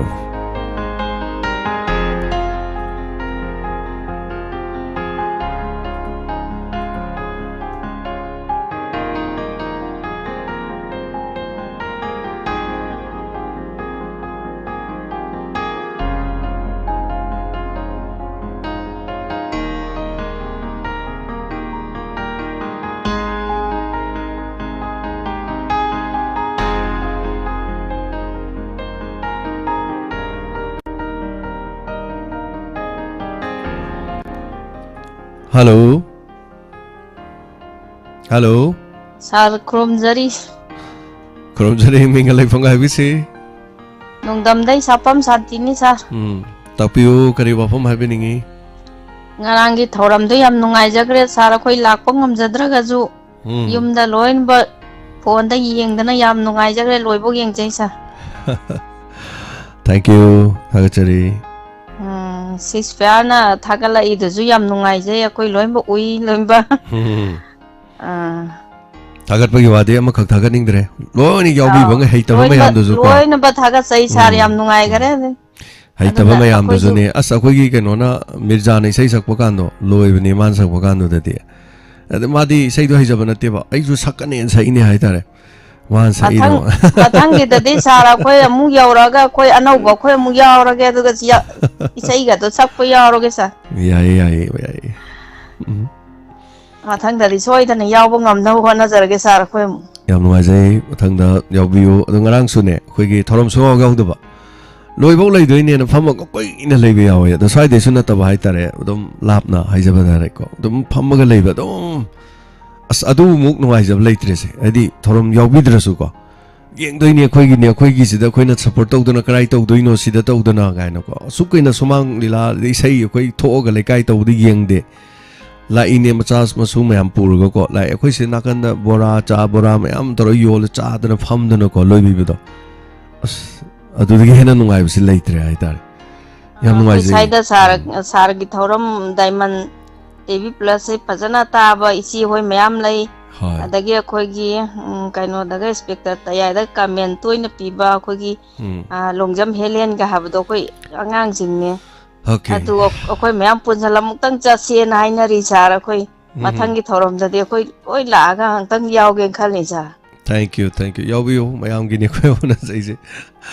ꯃꯊꯪꯒꯤꯗ ꯁꯣꯏꯗꯅ ꯑꯃꯨꯛ ꯂꯥꯛꯄꯤꯁꯦ ꯖꯨꯟꯒꯤ ꯇꯥꯡ 24 ꯍꯧꯖꯤꯛꯇꯒꯤ ꯑꯗꯨꯝ ꯇꯥꯡ ꯂꯥꯎꯊꯣꯛꯆꯔꯤꯁꯤꯅꯤꯀꯣ ꯑꯗꯨ ꯌꯦꯛꯁꯟꯗꯅ ꯊꯝꯖꯔꯝꯅꯤ ꯁꯥꯔ ꯀꯣꯛꯇ ꯃꯁꯤ ꯑꯩꯈꯣꯏ ꯕꯟꯒꯨꯝꯕ ꯀꯔꯤꯒꯨꯝꯕ ꯂꯩꯇꯕ ꯑꯩꯈꯣꯏ ꯂꯥꯏ ꯈꯨꯔꯨꯝꯃꯤꯟꯅꯁꯦ ꯅꯣꯡ ꯆꯨꯔꯁꯨ ꯑꯗꯨꯝ ꯄꯥꯡꯊꯣꯛꯀꯅꯤ ꯍꯥꯏꯇꯥꯔꯦ ꯁꯤ ꯊꯦꯡꯛ ꯌꯨ ꯊꯥꯒꯠꯆꯔꯤ ꯍꯟꯅ ꯌꯥꯝ ꯅꯨꯡꯉꯥꯏꯖꯩ ꯑꯗꯨꯒ ꯍꯩꯖꯗ꯭ꯔꯁꯨ ꯃꯌꯥꯝ ꯄꯨꯝꯅꯃꯛꯅ ꯇꯧꯕꯁꯤꯡꯗꯣ ꯅꯨꯡꯉꯥꯏꯖꯔꯤꯕꯅꯤ ꯍꯥꯏꯇꯥꯔꯦ ꯍꯜꯂꯣ ꯍꯜꯂꯣ ꯏꯌꯥꯝꯕ ꯖꯦꯝꯁ ꯑꯩ ꯁꯟꯖꯤꯠ ꯃꯣꯏꯔꯥꯡꯊꯦꯝ ꯈꯨꯝꯕꯣꯡꯗꯒꯤ ꯇꯔꯥꯝ ꯅꯣꯛꯆꯔꯤ ꯑꯣꯖꯥ ꯁꯟꯖꯤꯠ ꯍꯥꯏꯕꯤꯁꯦ ꯏꯌꯥꯝꯕ ꯌꯥꯝꯅ ꯌꯥꯝ ꯋꯥꯕꯤꯔꯝꯒꯅꯤ ꯉꯔꯥꯡꯁꯨ ꯀꯣꯏꯆꯦꯟ ꯆꯦꯟꯕ ꯑꯉꯥꯡ ꯃꯌꯥꯝ ꯇꯧꯔꯒ ꯊꯧꯔꯝ ꯑꯃ ꯄꯥꯡꯊꯣꯛꯄ ꯍꯥꯏꯁꯦ ꯑꯩꯈꯣꯏꯒꯤ ꯌꯦꯡꯕ ꯃꯤꯅꯗꯤꯀꯣ ꯉꯥꯡꯉꯒꯦ ꯆꯩꯔꯒꯦ ꯍꯥꯏꯕ ꯃꯤꯅꯗꯤ ꯑꯁꯣꯏꯕ ꯃꯌꯥꯝ ꯎꯅꯦꯕꯀꯣ ꯊꯧꯔꯝ ꯈꯨꯗꯤꯡꯃꯛꯅꯤ ꯃꯁꯤꯗꯤꯀꯣ ꯃꯥꯅꯤ ꯑꯗꯨꯕꯨ ꯊꯧꯔꯝꯁꯦ ꯃꯁꯥꯅ ꯍꯦꯛ ꯇꯧ ꯇꯥꯔꯒꯗꯤ ꯑꯁꯣꯏꯕ ꯁꯨꯝ ꯈꯪꯒꯅꯦꯕ ꯁꯝꯅ ꯌꯨꯝꯒꯤ ꯊꯧꯗꯣꯛ ꯑꯃ ꯊꯣꯛꯄ ꯐꯥꯎꯕꯗ ꯌꯥꯝ ꯋꯥꯅ ꯍꯣꯠꯅꯕ ꯉꯥꯛꯇꯅꯦ ꯑꯗꯨ ꯃꯤꯌꯥꯝ ꯄꯨꯟꯕ ꯊꯧꯗꯣꯛ ꯑꯃ ꯏꯌꯥꯝꯕꯅ ꯁꯤꯟꯕꯤꯗꯅ ꯅꯠꯇꯅ ꯆꯍꯤ ꯑꯃꯗ 3 ꯁꯤꯟꯗꯅ ꯇꯧꯕꯁꯤꯗ ꯑꯗꯒꯤ ꯑꯄꯦꯟꯗꯗꯤ ꯃꯤꯄꯨꯝ ꯈꯨꯗꯤꯡꯃꯛ ꯂꯣꯏ ꯂꯩꯒꯅꯤ ꯇꯧꯕꯇꯕꯨ ꯑꯩꯈꯣꯏꯒꯤ ꯊꯧꯔꯝꯅꯤ ꯈꯜꯂꯀꯥꯟꯗ ꯄꯦꯟꯊꯣꯛꯅꯕ ꯑꯃ ꯗꯔꯀꯥꯔ ꯂꯩ ꯆꯝꯅ ꯃꯤ 100-150 ꯂꯥꯛꯏꯗꯣ ꯃꯣꯏ ꯄ꯭ꯔꯣꯒ꯭ꯔꯥꯝ ꯇꯧꯒꯦ ꯍꯥꯏꯔꯛ ꯇꯥꯔꯒꯗꯤ ꯂꯣꯏꯔꯦ ꯃꯤ 30ꯗꯅꯦ ꯃꯤ 30ꯗ ꯄꯨꯡ 3:30ꯅꯦꯕ ꯂꯥꯎꯊꯣꯛꯄꯒ ꯀꯩꯒ ꯑꯗꯨ ꯃꯤꯗꯤ ꯁꯣꯝꯗ ꯃꯤ 40 ꯄꯥꯟꯁꯤꯜꯂꯦꯕ ꯃꯤ 40ꯗꯣ ꯋꯥꯔꯤꯕꯣꯕ ꯑꯩꯅ ꯀꯅꯥ ꯂꯧꯈꯠꯀꯅꯤ ꯀꯅꯥ ꯂꯧꯈꯠꯂꯣꯏꯀꯣ ꯂꯣꯏ ꯅꯨꯡꯁꯤꯕ ꯉꯥꯛꯇꯅꯦꯕ ꯃꯌꯥꯝꯗꯣ ꯑꯗꯩ ꯈꯤꯇꯪ ꯉꯥꯏꯅꯗ꯭ꯔꯗꯤ ꯍꯣꯏ ꯆꯨꯝꯃꯦ ꯒꯥꯔꯤ ꯆꯠꯊꯣꯛ ꯆꯠꯁꯤꯟꯒꯤ ꯀꯔꯤꯒꯤꯁꯨ ꯑꯗꯨꯝ ꯌꯥꯎꯕꯖꯥꯠꯅꯤ ꯑꯗꯣ ꯁꯨꯝ ꯍꯟꯗꯛꯀꯤ ꯈꯔ ꯇꯧꯍꯧꯗꯕꯗꯨꯅ ꯃꯊꯪꯗ ꯈꯔ ꯉꯟꯅ ꯑꯃꯨꯛ ꯍꯧꯔꯒ ꯃꯃꯥꯡꯒꯤꯗꯨꯅ ꯑꯃꯨꯛ ꯈꯤꯇꯪ ꯉꯜꯂꯦꯕ ꯑꯁ ꯉꯔꯥꯡꯒꯤꯗꯤ ꯃꯌꯥꯝꯁꯨ ꯑꯗꯨꯝ ꯑꯍꯥꯟꯕꯗꯗꯤ ꯃꯤ 60 ꯑꯗꯨꯗꯩ ꯂꯥꯛꯇ꯭ꯔꯦꯕ ꯑꯗ ꯑꯩꯅ ꯑꯁ ꯁꯟꯖꯤꯠ ꯃꯤꯁꯤ ꯂꯥꯛꯄꯤꯗꯧ ꯃꯥꯟꯗ꯭ꯔꯦꯅꯦ ꯑꯩꯁꯦ ꯑꯝꯐꯥꯎ ꯂꯥꯛꯄꯤꯗꯧ ꯃꯥꯟꯗ꯭ꯔꯕꯅꯦꯕ ꯑꯗꯩ ꯊꯧꯔꯝ ꯍꯧꯔꯀꯥꯟꯗꯗꯤ ꯒꯤꯔꯤ ꯇꯤꯟꯈꯠꯂꯛꯑꯦ ꯃꯤꯁꯦ ꯑꯗꯒꯤꯗꯤꯀꯣ ꯑꯁ ꯑꯣꯟꯊꯣꯛꯄꯅꯦ ꯊꯧꯔꯝ ꯇꯧꯔꯤꯉꯩꯗꯨꯗ ꯑꯩ ꯊꯣꯛꯑꯒꯅꯦ ꯑꯩ ꯀꯩꯗꯧ ꯂꯩ ꯑꯩ ꯀꯦꯃꯦꯔꯥꯁꯦ ꯄꯥꯏꯔ ꯅꯝ ꯂꯩꯔꯤꯅꯦꯕ ꯑꯩꯅ ꯑꯃꯨꯛ ꯀꯩꯒꯤꯅꯣꯗꯅꯦ ꯑꯁ ꯃꯤꯁꯦ ꯁꯨꯃꯥꯏꯅ ꯇꯤꯜꯂꯤꯀꯣ ꯍꯥꯏꯕꯩ ꯅꯨꯡꯉꯥꯏꯕꯗꯣ ꯑꯗꯒꯤ ꯁꯣꯝꯗ ꯂꯩꯗꯅ ꯑꯩ ꯁꯛꯏ ꯁꯛꯇꯦ ꯍꯥꯏꯕꯩ ꯑꯃꯨꯛ ꯇꯧ ꯂꯩꯔꯦ ꯑꯗꯒꯤ ꯑꯃꯨꯛ ꯑꯐꯥꯎꯕ ꯁꯤꯡꯒꯔꯁꯤꯡ ꯂꯩꯁꯤꯡꯗꯨꯅ ꯑꯃꯨꯛ ꯀꯩꯗꯧꯔꯦ ꯑꯩꯈꯣꯏꯗꯤ ꯁꯣꯝ ꯆꯠꯇꯣꯏꯅꯤ ꯁꯣꯝꯗ ꯉꯁꯥꯏꯗꯩ ꯂꯥꯛꯑꯒꯥꯟ ꯇꯧꯈꯠꯂꯨꯒꯤ ꯁꯛꯇꯅ ꯆꯠꯈꯤꯕ ꯌꯥꯎꯈꯠꯂꯛꯑꯕꯅꯦ ꯃꯗꯨꯒꯤ ꯇꯦꯟꯁꯟꯅ ꯃꯔꯣꯜ ꯑꯃ ꯑꯗꯒꯤ ꯃꯦꯆꯤꯟꯗꯨ ꯃꯩꯈꯨ ꯀꯥꯈꯠꯂꯛꯄꯩ ꯇꯦꯟꯁꯟꯅ ꯃꯔꯣꯜ ꯑꯃꯀꯣ ꯃꯗꯨꯅ ꯁꯟꯖꯤꯠ ꯑꯩꯗꯤ ꯀꯣꯛꯇꯨ ꯆꯥꯛꯑꯦ ꯍꯥꯏꯇꯥꯔꯦ ꯑꯗꯥꯏꯗꯨꯗꯀꯣ ꯑꯗꯨ ꯌꯥꯝ ꯅꯨꯡꯉꯥꯏꯌꯦ ꯑꯗꯨꯝ ꯉꯁꯤꯒꯤꯗꯤ ꯑꯌꯥꯝꯕ ꯉꯔꯥꯡꯒꯤ ꯊꯧꯔꯝꯒꯤ ꯈꯟꯅ ꯅꯩꯅꯕ ꯑꯣꯏꯅꯁꯨ ꯇꯧꯔꯦ ꯑꯗꯨ ꯃꯌꯥꯝꯅ ꯀꯔꯤ ꯈꯟꯕꯤꯔꯝꯗꯣꯏꯅꯣ ꯈꯪꯗꯦ ꯁꯟꯖꯤꯠ ꯀꯔꯤ ꯆꯤꯊꯕ ꯂꯩꯔꯦ ꯍꯥꯏꯕꯤꯌꯨ ꯑꯗꯒꯤ ꯏꯌꯥꯝꯕ ꯉꯁꯥꯏꯒꯤ ꯁꯣꯏꯗ ꯉꯥꯝꯗꯅ ꯏꯁꯣꯔ ꯃꯄꯨ ꯃꯥꯅꯁꯨ ꯆꯥꯟꯕꯤꯗꯅ ꯃꯩꯈꯨ ꯀꯥꯔꯛꯑꯕꯗꯣ ꯑꯃꯨꯛ ꯇꯧꯕ ꯌꯥꯔꯦꯀꯣ ꯑꯗꯩꯗꯤ ꯃꯌꯥꯝꯁꯦ ꯄ꯭ꯔꯣꯒ꯭ꯔꯥꯝꯁꯦ ꯄꯥꯡꯊꯣꯛꯑꯦ ꯑꯗꯣ ꯌꯥꯝ ꯐꯖꯅ ꯄꯥꯡꯊꯣꯛꯑꯦ ꯑꯗꯨꯕꯨ ꯍꯣꯏ ꯃꯌꯥꯝꯅ ꯄꯤꯕꯤꯕ ꯁꯖꯦꯁꯟꯒꯤ ꯃꯇꯨꯡꯗ ꯍꯦꯟꯅ ꯐꯖꯅꯕꯀꯣ ꯇꯧꯕꯇꯕꯨ ꯑꯩꯈꯣꯏ ꯃꯌꯥꯝꯒꯤ ꯄ꯭ꯔꯣꯒ꯭ꯔꯥꯝꯅꯤꯅ ꯑꯩꯈꯣই ꯃꯌꯥꯝꯅꯁꯨ ꯈꯟꯅꯔꯀꯥꯟꯗ ꯂꯥꯛꯏꯕ ꯃꯤ ꯃꯌꯥꯝ ꯂꯥꯛꯄꯅꯤna ꯉꯁꯥꯏꯒꯤ ꯑꯔꯥꯞꯄꯁꯨ ꯂꯣꯏꯅꯃꯛ ꯑꯔꯥꯞꯄ ꯌꯥꯝ ꯌꯥꯎꯅꯩ ꯑꯗꯨꯕꯨ ꯉꯁꯥꯏꯒꯤ ꯄꯦꯟꯊꯣꯛꯅꯔꯀꯥꯟꯗ ꯑꯩꯈꯣꯏ ꯑꯗꯨꯃꯥꯏꯅ ꯇꯧꯅꯕ ꯅꯠꯇ꯭ꯔꯒꯗꯤ ꯊꯕꯛ ꯑꯃ ꯇꯧꯕ ꯍꯥꯏꯕꯁꯦ ꯍꯧꯖꯤꯛ ꯆꯤꯐ ꯃꯤꯅꯤꯁꯇꯔꯁꯨ ꯉꯥꯡꯕ ꯌꯥꯕ ꯃꯌꯥꯝ ꯑꯃ ꯃꯤ ꯉꯥꯡꯅꯔꯤꯁꯤꯅꯦꯕꯀꯣ ꯑꯗꯨꯕꯨ ꯇꯁꯦꯡꯅ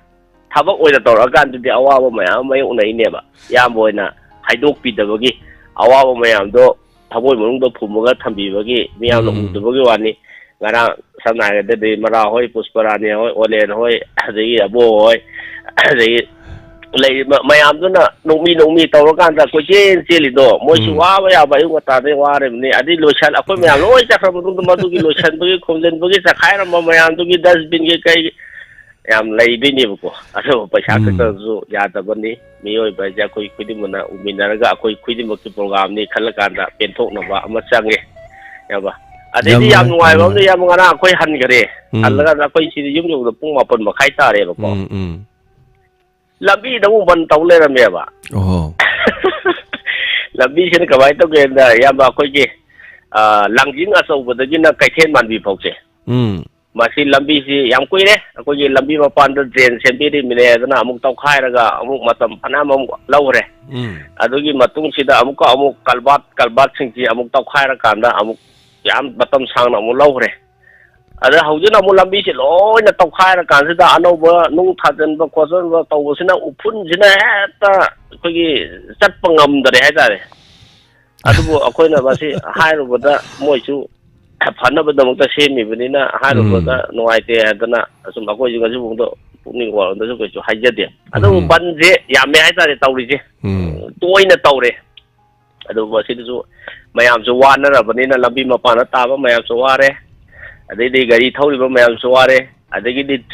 ꯇ꯭ꯔꯤꯄꯔꯁꯤꯡꯁꯤꯅ ꯍꯦꯛꯇ ꯁꯤꯒꯤ ꯂꯥꯏꯟꯁꯤꯗꯤ ꯇ꯭ꯔꯤꯄꯔ ꯂꯥꯏꯟ ꯍꯥꯏꯔꯒꯁꯨ ꯈꯪꯅꯩ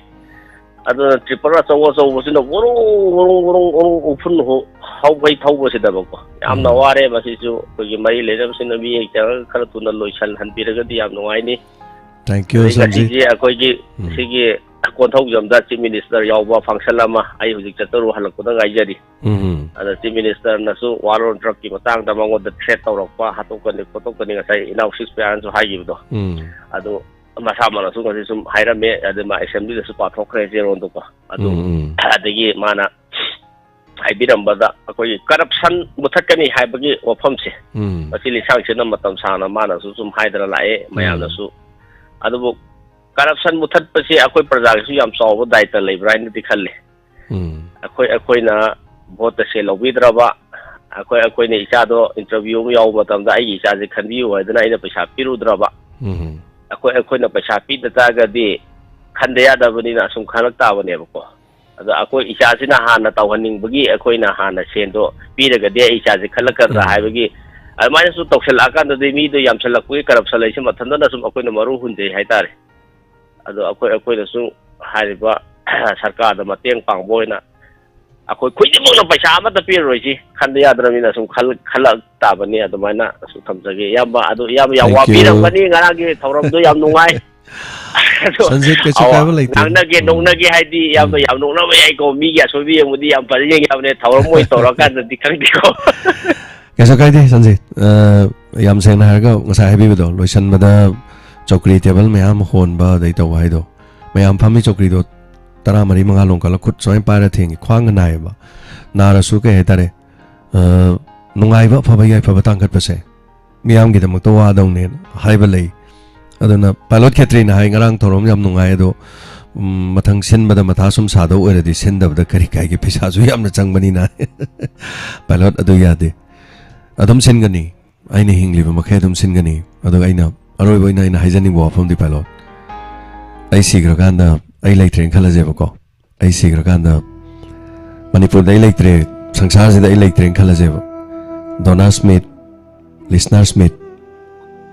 ꯑꯃꯅ ꯁꯤꯜꯂꯣꯏ ꯀꯅꯥ ꯁꯤꯟꯗꯣꯔꯤꯒꯦ ꯑꯩ ꯆꯠꯈ꯭ꯔꯗꯤ ꯑꯗꯨꯝ ꯂꯣꯏꯔꯅꯤ ꯗꯥꯏꯃꯟꯁꯨ ꯂꯣꯏꯔꯅꯤ ꯑꯦꯚ꯭ꯔꯤꯊꯤꯡ ꯂꯣꯏꯔꯅꯤ ꯑꯩꯒꯤ ꯏꯆꯥ ꯏꯁꯨꯁꯤꯡ ꯑꯩꯒꯤ ꯏꯅꯥꯎꯁꯤꯡꯅ ꯍꯌꯦꯡ ꯅꯨꯡꯁꯤꯕꯤꯗꯅ ꯃꯈꯣꯏꯅ ꯃꯈꯥ ꯇꯥꯅ ꯑꯗꯨꯝ ꯇꯧꯍꯧꯔꯒꯗꯤ ꯑꯩꯒꯤ ꯃꯤꯡꯗ ꯑꯣꯔ ꯑꯃꯗ ꯇꯧꯔꯛꯄ ꯌꯥꯏ ꯑꯗꯨꯅ ꯑꯩꯈꯣꯏꯅ ꯇꯧꯖꯩꯁꯤꯗꯤ ꯃꯅꯥ ꯐꯪꯕꯩ ꯅꯠꯇꯦ ꯄꯩꯁꯥ ꯐꯪꯕꯩ ꯅꯠꯇे ꯒꯣꯜ ꯃꯦꯗꯜ ꯐꯪꯕꯩ ꯅꯠꯇꯦ ꯆꯨꯝꯃꯦ ꯌꯥꯝ ꯆꯪꯉꯦ ꯄꯩꯁꯥ ꯂꯩꯇꯗꯅ ꯍꯥꯟꯅ ꯌꯥꯎꯁꯤ ꯑꯃ ꯇꯧꯔꯤꯗꯨꯅꯦꯕ ꯃꯥꯏꯕꯦꯜꯁꯤꯡ ꯂꯨꯄꯥ 500 ꯄꯥꯡꯕ ꯑꯣꯖꯥ ꯁꯔꯥꯡꯊꯦꯝ ꯇꯣꯝꯕ ꯑꯣꯖꯥ ꯏꯂꯥꯡꯕꯝ ꯊꯣꯏꯕ ꯃꯦꯗꯥꯝ ꯅꯟꯗꯤꯅꯤ ꯃꯦꯗꯥꯝ ꯁꯔꯣꯖꯕꯂꯥ ꯑꯩ ꯃꯃꯤꯡꯕꯨ ꯂꯣꯏ ꯄꯟꯗ꯭ꯔꯦꯀꯣ ꯂꯣꯏꯅꯃꯛ 500 ꯄꯥꯡꯕ 5,500 ꯄꯥꯡꯕ 2 ꯄꯥꯡꯕ 1 ꯄꯥꯡꯕ 100 ꯄꯥꯡꯕ ꯃꯌꯥꯝꯗꯣ ꯄꯨꯟꯁꯤꯜꯂꯒ ꯍꯥꯏꯇꯥꯔꯦ ꯊꯧꯔꯝꯗꯤ ꯂꯨꯄꯥ 1,500,000 ꯍꯦꯟꯅ ꯆꯪꯉꯤ ꯆꯨꯝꯃꯦꯕ ꯑꯗꯣ ꯋꯥꯖꯁꯅꯨ ꯋꯥꯕꯗꯣ ꯑꯗꯨꯒꯤ ꯋꯥꯕꯗꯣ ꯑꯩ ꯁꯤꯗꯕ ꯋꯥꯕ ꯅꯠꯇꯦꯕ ꯑꯩꯅ ꯋꯥꯏ ꯍꯥꯏꯗꯣ ꯑꯩꯒꯤ ꯈꯨꯠꯇ ꯈꯨꯗꯣꯝꯕꯤꯗ ꯊꯥꯡꯅ ꯂꯦꯟꯁꯤꯜꯂꯒ ꯏ ꯊꯣꯛꯄꯗꯣ ꯑꯗꯨꯒꯨꯝꯅ ꯋꯥꯕ ꯅꯠꯇꯦꯕ ꯑꯗꯨꯅ ꯋꯥꯖꯒꯦ ꯋꯥꯔꯀꯥꯟꯗ ꯅꯨꯡꯉꯥꯏꯕ ꯐꯪꯗꯧꯅꯤ ꯑꯗꯨꯅ ꯅꯨꯡꯉꯥꯏꯕ ꯍꯥꯏꯁꯤꯗꯤ ꯋꯥꯔꯀꯥꯟꯗ ꯂꯥꯛꯀꯗꯧꯅꯤ ꯃꯗꯨꯒꯤ ꯃꯍꯩꯗꯨꯗꯤ ꯑꯗꯨ ꯅꯨꯡꯉꯥꯏꯖꯔꯤꯗꯤ ꯑꯩꯅ ꯉꯔꯥꯡ ꯋꯥꯔꯤꯗꯣ ꯃꯤ ꯌꯥꯝ ꯂꯥꯛꯑꯝꯗ꯭ꯔꯕ ꯃꯤ 10ꯃꯨꯛꯇꯪ ꯂꯥꯛꯑꯝ ꯇꯥꯔꯗꯤ ꯁꯨꯡꯋꯥ ꯋꯥꯔꯝꯃꯣꯏꯕ ꯃꯤꯗꯤ ꯃꯌꯥꯝ ꯂꯥꯛꯁꯜꯂꯛꯇꯣꯏꯅꯦꯕ ꯆꯟꯗꯦꯗꯅ ꯃꯌꯥꯝ ꯒꯥꯔꯤ ꯊꯝꯐꯝ ꯆꯟꯗꯦ ꯄꯨꯂꯤꯁ ꯂꯥꯛꯑꯒ ꯒꯥꯔꯤ ꯁꯤ ꯈꯥꯝꯃꯤꯁꯤ ꯂꯧꯊꯣꯛꯍꯜꯂꯣ ꯁꯤꯗ ꯒꯥꯔꯤ ꯈꯥꯝꯕ ꯌꯥꯔꯔꯣꯏ ꯍꯥꯏꯒꯠꯂꯛꯑꯕꯅꯤ ꯑꯩꯗꯤ ꯃꯊꯥ ꯁꯥꯒꯠꯂꯛꯑꯕꯅꯦꯕ ꯃꯌꯥꯝ ꯒꯥꯔꯤꯒ ꯊꯝꯐꯝ ꯂꯩꯇꯕꯗꯣ ꯈꯔ ꯑꯃꯗꯤ ꯒꯥꯔꯤꯗꯣ ꯄꯨꯂꯤꯁꯅ ꯇꯥꯟꯕꯗꯨꯗ ꯉꯥꯛꯇꯪ ꯌꯥꯎꯔꯝꯃꯒ ꯆꯠꯈꯤꯕ ꯌꯥꯎꯈꯠꯂꯛꯑꯕꯅꯦꯕ ꯑꯗꯨ ꯃꯐꯝꯁꯤ ꯄꯤꯛꯄꯩꯅꯦꯕ ꯑꯗꯣ ꯃꯐꯝꯁꯤ ꯍꯦꯟꯅ ꯆꯥꯎꯔꯝ ꯇꯥꯔꯒꯗꯤ ꯁꯤꯗꯒꯤ ꯍꯦꯟꯅ ꯐꯥꯎ ꯃꯤ ꯑꯃꯨꯛꯀ ꯍꯦꯟꯅ ꯊꯤꯜꯂꯝꯒꯅꯦꯕ ꯑꯩ ꯉꯔꯥꯡ ꯃꯊꯥ ꯁꯥꯏꯗꯣ ꯇꯩꯒꯤ ꯃꯧ ꯅꯠꯇꯦꯕ ꯃꯤ ꯌꯥꯝ ꯂꯥꯛꯄꯤꯕꯩꯅꯦꯕ ꯊꯧꯔꯝꯗꯣ ꯃꯄꯨꯡ ꯐꯥꯏꯗꯨ ꯀꯩꯒꯤꯅꯣ ꯑꯔꯥꯞ ꯑꯔꯥꯞꯄꯗ ꯃꯤ ꯂꯥꯛꯏ ꯃꯌꯥꯝꯗꯣ ꯌꯦꯡꯕꯤꯌꯣ ꯄꯤꯛ ꯊꯟꯅ ꯂꯥꯛꯏꯕ ꯃꯤ ꯀ꯭रिꯛ ꯀ꯭रिꯛ ꯀ꯭रिꯛ ꯏꯟꯅꯗꯅ ꯍꯦꯛꯇ ꯈꯣꯡ ꯊꯝꯐꯝꯐꯥꯎ ꯂꯩꯇꯪꯒꯩ ꯇꯧꯔꯤꯗꯣ ꯃꯤꯅ ꯅꯨꯡꯁꯤꯕꯤꯕꯩꯅꯦꯕ ꯑꯗꯨ ꯃꯌꯥꯝꯗꯨꯕꯨ ꯑꯩꯒꯤ ꯑꯋꯥꯕ ꯈꯔꯗꯅ ꯑꯣꯏ ꯌꯥꯕ꯭ꯔꯅꯤ ꯀꯩꯁꯨ ꯂꯩꯇꯦ ꯋꯥꯖꯒꯦ ꯍꯥꯏꯔꯤꯅꯦ ꯑꯗꯨꯃꯛ ꯑꯗꯨꯒꯨꯝꯕꯗꯨꯗꯤ ꯂꯤꯁꯤꯡ ꯋꯥꯖꯒꯦ ꯑꯗꯨꯒ ꯄꯥꯏꯂꯣꯠ ꯈꯦꯇ꯭ꯔꯤ ꯃꯤ ꯑꯃꯅ ꯆꯩꯔꯥꯎꯕꯒꯤ ꯆꯥꯛ 50-60 ꯁ꯭ꯋꯥꯏꯐꯥꯎꯗꯅꯤ ꯆꯥꯔꯤꯁꯤ ꯃꯤ ꯑꯃꯅ ꯆꯩꯔꯥꯎꯕ ꯆꯥꯛ 100 ꯍꯦꯟꯅ ꯆꯥꯗꯕꯅꯤ ꯅ꯭ꯌꯨ ꯏꯌꯔ 100 ꯌꯥꯎꯗꯕꯅꯤ ꯑꯗꯨꯅ ꯍꯤꯡꯂꯤꯉꯩꯗ ꯈꯔ ꯇꯧꯕꯩ ꯋꯥꯅꯤꯗ ꯑꯗ ꯃꯌꯥꯝ ꯑꯩꯈꯣꯏ ꯁꯄꯣꯔꯠ ꯇꯧꯔ ꯁꯨꯝ ꯆꯠꯃꯤꯟꯅꯔ ꯂꯣꯏꯔꯦ ꯑꯩꯈꯣꯏꯅ ꯋꯥꯏ ꯍꯥꯏꯕꯗꯨꯗ ꯋꯥꯔꯗꯤ ꯃꯊꯥ ꯁꯥꯒꯗꯕ ꯑꯣꯏꯔꯗꯤ ꯁꯤꯟꯗꯕꯅ ꯀꯔꯤ ꯀꯥꯏꯌꯦꯅ ꯏꯅꯥꯎꯅ ꯍꯪꯕꯤꯔꯛꯄ ꯋꯥꯍꯪꯗꯨꯒꯤ ꯄꯥꯎꯈꯨꯝ ꯄꯤꯖꯔꯤꯅꯤ ꯑꯗꯨꯅ ꯀꯔꯤꯝꯇ ꯀꯥꯏꯕ ꯂꯩꯇꯦ ꯋꯥꯖꯁꯅꯨ 100 ꯋꯥꯖꯁꯅꯨ 100 ꯋꯥꯖꯒꯦ ꯀꯌꯥꯔꯛ ꯍꯟꯅ ꯌꯥꯝꯗ꯭ꯔꯕꯗ ꯆꯍꯤ ꯑꯃꯗ 3-4ꯔꯛꯇꯤ ꯁꯨꯃꯥꯏꯅ ꯄꯥꯡꯊꯣꯛꯄ ꯉꯝꯕ ꯑꯣꯏꯖꯒꯦ ꯅꯨꯡꯁꯤꯕꯤꯗꯅ ꯃꯇꯝ ꯀꯥꯏꯊꯣꯛꯄꯤꯗꯅ ꯏꯃꯨꯡꯗ ꯆꯥꯛ ꯊꯣꯡꯗꯕ ꯃꯈꯩ ꯑꯃꯔꯥꯖꯀꯤ ꯐꯦꯃꯤꯂꯤ ꯍꯣꯏ ꯁꯤꯗꯩ ꯂꯥꯛꯇꯅ ꯃꯅꯥꯎ ꯅꯨꯄꯥꯗ ꯆꯥꯛ ꯊꯣꯡꯕ ꯐꯣꯟ ꯇꯧꯋꯦ ꯑꯩ ꯃꯥꯡꯗ ꯑꯩꯈꯣꯏ ꯊꯧꯔꯝꯁꯦ ꯑꯩꯈꯣꯏꯁꯤ ꯂꯣꯏꯔꯛꯈꯤꯒꯦ ꯑꯗꯨ ꯇꯧꯔꯒꯦ ꯆꯥꯝꯗ ꯊꯣꯡꯉꯝꯃꯨ ꯀꯥꯏꯅ ꯀꯌꯥ ꯂꯨꯈ꯭ꯔꯕꯅꯣ ꯆꯥꯛꯇꯒꯤ ꯍꯦꯟꯅ ꯚꯦꯂꯨꯗꯣ ꯑꯩꯈꯣꯏꯒꯤ ꯊꯧꯔꯝꯁꯤꯅ ꯍꯦꯟꯅ ꯂꯧꯕꯗꯨ ꯋꯥꯅꯤꯗ ꯑꯗꯨꯒꯤ ꯅꯨꯡꯉꯥꯏꯖꯕꯩ ꯋꯥꯅꯤ ꯑꯗꯣ ꯊꯕꯛꯇꯕꯨꯗꯤ ꯃꯦꯔꯤꯠ ꯗꯦꯃꯦꯔꯤꯠꯇꯤ ꯈꯔꯗꯤ ꯑꯗꯨꯝ ꯂꯩꯅꯤ ꯑꯁꯣꯏ ꯑꯔꯥꯛꯇꯤ ꯂꯩꯒꯦ ꯂꯩꯖꯁꯅꯨ ꯃꯊꯪꯗ ꯈꯔ ꯆꯨꯝꯊꯣꯛꯑꯗꯤ ꯌꯥꯕ ꯅꯠꯇ꯭ꯔꯣ ꯃꯤꯒꯤ ꯃꯐꯤ ꯃꯜꯂꯨꯕꯗꯤ ꯅꯠꯇꯦꯕ ꯑꯗꯨꯅ ꯑꯩꯅ ꯍꯣꯠꯅꯖꯕ ꯈꯔꯗꯨꯗ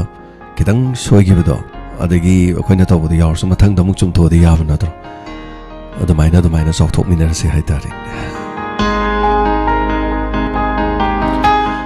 ꯍꯜꯂꯣ ꯃꯤꯡ ꯑꯃꯗꯤ ꯂꯩꯐꯝ ꯍꯥꯏꯕꯤꯁꯤ ꯁꯥꯔ ꯑꯩ ꯀꯌꯥꯝꯒꯤ ꯃꯃꯥꯡ ꯂꯩꯀꯥꯏꯗꯒꯤ ꯒꯨꯔꯨꯃꯤ ꯍꯦꯝꯕ ꯉꯔꯥꯡ ꯏꯆꯥꯅꯨꯄꯤ ꯂꯨꯍꯣꯡꯕ ꯉꯔꯥꯡ ꯏꯆꯟꯅꯨꯄꯤ ꯂꯨꯍꯣꯡꯈ꯭ꯔꯦ ꯑꯗꯨꯕꯨ ꯂꯨꯍꯣꯡ ꯊꯤꯟꯕ ꯂꯥꯛꯄꯗ ꯁꯥꯔ ꯑꯩꯒꯤ ꯏꯆꯟꯅꯨꯄꯤꯒꯤ ꯗꯥꯟ ꯊꯥꯗꯔꯝꯃꯒ ꯄ꯭ꯔꯣꯒ꯭ꯔꯥꯝ ꯌꯥꯎꯒꯦꯅ ꯒꯥꯔꯤ ꯃꯅꯨꯡꯗ ꯒꯥꯔꯤ ꯃꯅꯨꯡꯗ ꯉꯥꯏꯍꯥꯛ ꯐꯝꯃꯀꯥꯟꯗ ꯄ꯭ꯔꯣꯒ꯭ꯔꯥꯝ ꯌꯥꯎꯀꯥꯟꯗ ꯑꯩ ꯁꯥꯔ ꯏꯕꯣꯏ ꯀꯔꯤ ꯃꯌꯥꯝ ꯑꯃ ꯑꯩꯈꯣꯏꯒꯤ ꯃꯣꯏ 4-5 ꯄꯨꯟꯅ ꯑꯩꯈꯣꯏ ꯊꯧꯔꯝ ꯇꯧ ꯂꯩꯔꯝꯃꯦ ꯁꯥꯔ ꯍꯣꯏ ꯑꯩ ꯇꯣꯉꯥꯟꯕ ꯏꯁꯩ ꯅꯨꯡꯉꯥꯏ ꯁꯥꯔꯅ ꯁꯛꯄꯁꯨ ꯇꯥꯖꯍꯧꯋꯦ ꯑꯃ ꯑꯩꯒꯤ ꯁꯥꯔ ꯍꯥꯏꯖꯤꯜꯂꯛꯀꯗꯕꯅꯤ ꯑꯗꯨꯗ ꯏꯆꯥ ꯑꯅꯤꯁꯦ ꯍꯧꯖꯤꯛ ꯑꯦꯛꯖꯥꯝ ꯀꯟꯅ ꯇꯧꯔꯤꯕ ꯁꯥꯔ ꯍꯣꯏ ꯑꯗꯨꯗ ꯑꯩ ꯐꯦꯃꯤꯂꯤꯅꯁꯨ ꯑꯁ ꯑꯉꯥꯡ ꯄꯩꯈꯥꯗ ꯇꯧꯕ ꯀꯣꯟꯅ ꯑꯃꯨꯛ ꯂꯥꯛꯑꯁꯤ ꯊꯦꯡꯉꯅꯤ ꯌꯨꯝꯕꯨ ꯂꯩꯍꯧꯔꯒ ꯃꯤ ꯑꯇꯩ ꯀꯃꯥꯏꯅ ꯊꯥꯗꯣꯛꯈꯤꯗꯣꯏꯅꯣꯅ ꯍꯥꯏꯔꯕ ꯁꯥꯔ ꯑꯗꯨꯗ ꯂꯥꯛꯄꯗꯤ ꯉꯝꯗ꯭ꯔꯦ ꯅꯛꯇꯤ ꯅꯛꯅꯔꯦ ꯁꯥꯔ ꯑꯗꯨ ꯁꯥꯔ ꯑꯩꯁꯦ ꯁꯨꯝ ꯑꯩꯁꯦ ꯄꯣꯊꯥꯔꯝꯕꯅꯤ ꯁꯥꯔ ꯑꯩꯁꯦ ꯁꯨꯝ ꯃꯐꯝ ꯑꯃꯅꯤꯗꯪ ꯁꯨꯝ ꯑꯩ ꯊꯝꯖꯒꯦꯅ ꯁꯥꯔ ꯐꯣꯟ ꯇꯧꯖꯔꯛꯄꯅꯤ ꯁꯥꯔ ꯁꯤ ꯑꯩ ꯁꯔꯀꯥꯔꯒꯤ ꯃꯥꯏꯀꯩꯗ ꯁꯥꯔ ꯆꯩꯒꯗꯕ ꯉꯥꯡꯒꯗꯕ ꯑꯝꯇꯪ ꯂꯛꯆꯗꯦ ꯁꯨꯝ ꯏꯆꯝ ꯆꯝꯅ ꯇꯧꯍꯟꯅꯤꯡꯖꯕꯗꯣ ꯁꯥꯔ ꯑꯗꯨ ꯈꯛꯇ ꯐꯣꯡꯗꯣꯛꯆꯒꯦ ꯇꯧꯕꯅꯤ ꯁꯥꯔ ꯍꯥꯏꯕꯤꯌꯨ ꯁꯥꯔ ꯍꯧꯖꯤꯛꯁꯦ ꯃꯅꯤꯄꯨꯔꯗ ꯆꯠꯅꯕꯤ ꯑꯃ ꯑꯣꯏꯅ ꯑꯩꯈꯣꯏ ꯎꯁꯣꯞ ꯋꯥꯁꯣꯞ ꯅꯨꯡꯇꯤꯒꯤ ꯗꯦꯕ ꯀꯔꯝ ꯑꯗꯨꯝ ꯃꯐꯝ ꯑꯌꯥꯝꯕꯗ ꯑꯩꯈꯣꯏ ꯕꯥꯃꯣꯟ ꯐꯪꯅꯗꯕꯁꯨ ꯌꯥꯎꯏ ꯁꯥꯔ ꯑꯩꯈꯣꯏ ꯏꯁꯥꯃꯛ ꯆꯥꯛꯈꯨꯝ ꯆꯠꯆꯕꯁꯦ ꯑꯩꯈꯣꯏ 2-3ꯒ ꯐꯪꯖꯟꯅꯕ ꯌꯥꯎꯏ ꯁꯥꯔ ꯑꯩꯈꯣꯏ ꯒꯣꯔꯃꯦꯟꯅ ꯎꯃꯪ ꯌꯣꯛꯈꯠꯂꯦꯗꯤ ꯍꯥꯏꯕ ꯁꯥꯔ ꯑꯗꯨꯒ ꯅꯣꯡꯃꯗ ꯁꯥꯔ ꯑꯩꯈꯣꯏꯒꯤ ꯆꯥꯛꯈꯨꯝ ꯃꯐꯝꯗ ꯊꯥꯔꯤꯕ ꯁꯤꯡ ꯃꯌꯥꯝ ꯑꯗꯨꯒ ꯕꯦꯀꯔꯤꯗ ꯁꯤꯖꯤꯟꯅꯔꯤꯕ ꯁꯤꯡ ꯃꯌꯥꯝꯗꯨ ꯁꯥꯔ ꯁꯤꯗꯤ ꯑꯩꯈꯣꯏ ꯎꯃꯪꯗꯤ ꯄꯨꯊꯣꯛꯇ꯭ꯔꯒꯗꯤ ꯁꯥꯔ ꯃꯁꯥꯒꯤ ꯍꯤꯡꯒꯣꯜꯗꯗꯤ ꯍꯧꯔꯝꯒꯗꯕ ꯃꯥꯟꯗꯦ ꯁꯥꯔ ꯑꯗꯨ ꯃꯁꯤ ꯁꯥꯔ ꯒꯣꯔꯃꯦꯟꯅꯗꯤ ꯊꯤꯡꯉꯤ ꯍꯥꯏꯕ ꯎ ꯋꯥ ꯌꯥꯟꯊꯠꯄ ꯑꯗꯨꯕꯨ ꯃꯣꯏꯒꯤ ꯒꯥꯔꯤꯗꯨ ꯊꯣꯛꯂꯛꯄꯗꯗꯤ ꯁꯥꯔ ꯒꯣꯔꯃꯦꯟꯅ ꯇꯦꯛꯁ ꯂꯧꯔꯤꯕ ꯁꯥꯔ ꯁꯥꯔ ꯁꯤ ꯈꯛꯇꯤ ꯑꯩ ꯍꯥꯏꯖꯒꯦ ꯇꯧꯕꯅꯤ ꯁꯥꯔ ꯑꯗꯨꯒ ꯁꯥꯔ ꯑꯩ ꯋꯥꯐꯝ ꯑꯃꯇꯪꯒ ꯍꯥꯏꯖꯧꯒꯦ ꯁꯥꯔ ꯑꯩꯈꯣꯏꯒꯤ ꯃꯅꯤꯄꯨꯔ ꯒꯣꯔꯃꯦꯟꯅ ꯁꯥꯔ ꯑꯩꯈꯣꯏꯒꯤ ꯐꯤꯁꯔꯤ ꯗꯤꯄꯥꯔꯠꯃꯦꯟꯁꯦ ꯑꯩꯈꯣꯏ ꯆꯥꯎꯈꯠꯅꯕ ꯑꯩꯈꯣꯏꯒꯤ ꯉꯥ ꯃꯆꯤꯟꯖꯥꯛ ꯄꯤꯗꯅ ꯉꯥ ꯆꯥꯛ ꯄꯤꯗꯅ ꯃꯅꯤꯄꯨꯔꯒꯤ ꯉꯥ ꯐꯥꯔꯃꯔꯈꯩꯁꯦ ꯀꯟꯅ ꯁꯥꯔ ꯁꯦꯝꯒꯠꯂꯦꯕ ꯁꯥꯔ ꯑꯗꯨ ꯉꯥ ꯃꯦꯂꯥꯕꯨ ꯇꯧꯗꯅ ꯁꯥꯔ ꯍꯟꯗꯛꯇꯤ ꯅꯤꯉꯣꯜ ꯆꯥꯛꯀꯧꯕꯗ ꯃꯣꯏ ꯏꯃꯣꯏꯅꯨꯗꯨꯕꯨ ꯇꯧꯏ ꯁꯥꯔ ꯑꯗꯨꯒ ꯍꯟꯗꯛ ꯒꯣꯔꯃꯦꯟꯒꯤ ꯏꯁꯇꯦꯠ ꯐꯪꯁꯟ ꯑꯆꯧꯕ ꯍꯟꯗꯛ ꯁꯥꯔ ꯑꯩ ꯏꯁꯥꯃꯛ ꯁꯔꯨꯛ ꯌꯥꯖꯕ ꯌꯥꯎꯋꯦ ꯗꯤꯁꯇ꯭ꯔꯤꯛꯀꯤ ꯂꯣꯏꯅꯕꯨ ꯌꯥꯎꯔꯀꯥꯟꯗ ꯁꯥꯔ 1,000 ꯆꯥꯕꯒꯤ ꯁꯥꯔ ꯑꯗꯨ ꯁꯥꯔ ꯁꯤꯒꯨꯝꯕ ꯐꯪꯁꯟꯁꯤꯗ ꯑꯩꯈꯣꯏ ꯆꯥꯛ ꯇꯧꯕ ꯀꯥꯟꯗ ꯑꯩꯈꯣꯏ ꯏꯔꯝꯗꯝꯒꯤ ꯉꯥ ꯇꯧꯕꯤꯗꯕ ꯁꯥꯔ ꯑꯩꯈꯣꯏꯒꯤ ꯃꯄꯥꯟ ꯂꯝꯗꯒꯤ ꯄꯨꯁꯜꯂꯛꯄ ꯑꯩꯈꯣই ꯔꯧꯒꯨꯝꯕ ꯁꯔꯦꯡꯒꯨꯝꯕ ꯇꯧꯋꯤ ꯁꯥꯔ ꯃꯁꯤꯈꯛ ꯁꯥꯔ ꯅꯨꯡꯉꯥꯏꯖꯗꯕ ꯍꯥꯏꯇꯥꯔꯦ ꯑꯩꯈꯣꯏꯒꯤ ꯁꯣꯝꯗꯗꯤ ꯒꯣꯔꯃꯦꯟꯅ ꯉꯥ ꯊꯥꯗꯔꯤꯅꯤ nga koigi ngoni mi pang ta dana am khona ra kana sa wena tana burum da government gi function to bukan dana mapalang nga de to basa sen du sa andum khara chena ra ju kai government gi thabak to budi sa koigi iram dam da pham ko sa gi na ta honing jani sin ta haje ga dong sa Thagachari hemba hanana Pazavafam sing thambiba. Thank you so much. Inauna Pazavafam thambiyase. Bimsen sarung bamna tapek pada poning gi warol thorom da call to biraku matam da caller sing chilau sing gi photo save to biduna. Madui thabok tu yadi am ni ai. Phatna na tholok padam ni ai ado thaba am di oini.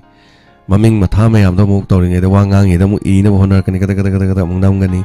Amuk thokani mi da muk thini search muk tawni muk fawgalakani. Yadabdi leite oza Bimsen ado Madugi hena khwaide nungaibadi sak uhanning basingi di thamjare 7005 707 808 to video call to biraga tarumase da tum saru gyabana hena phasado male aduga photo thon madu yai madu khot am changani ekhode di laiba thabak amadi dum oiroi maramdi photo sing du loina piring khalasi mi lising amagi photo yawreng khalasi lising du dagi mi maming du thiraga type tor ithorokani amu hapchalakani phat eta phawgat pe yadieba mi da muk pusalakani muk thang torakani muk tawni hoi madugi da mak staff ama computer operator ma sang adi muk yabi yai khara haibadai khoi si tawdei je ai mixer so paini computer so paini internet so paini sound ai senai ni speaker light with camera sa camera man laiti steida khoi da man tv gi tawjari thabak se akhoi si da leibadi staff sing so camera man ni staff sing je computer pai doini staff sing audio gi aduga mixing everything se light phong ma san sem ja doini Pachang ka naman light si wawre mamay wawre ma semja doini akhoi gi sidi aroi bani adom BBC gi channel da pau yengwa matam da pau pari do ado khatani smai phamalais camera sin nakan pareng loi legar ni camera ma so ni camera ma da mi gi lak ni phu ga pi yang khai ga pi camera son par leidim ni technician lein so mi phone tor phone gi line leire so harak doini inge thak torok doini wa nga ko phone line on the phone line ga mi the phone photo ga da so ne khala torok pane Adugi thabok to sungna natti khoi sidadi adun masi mayam si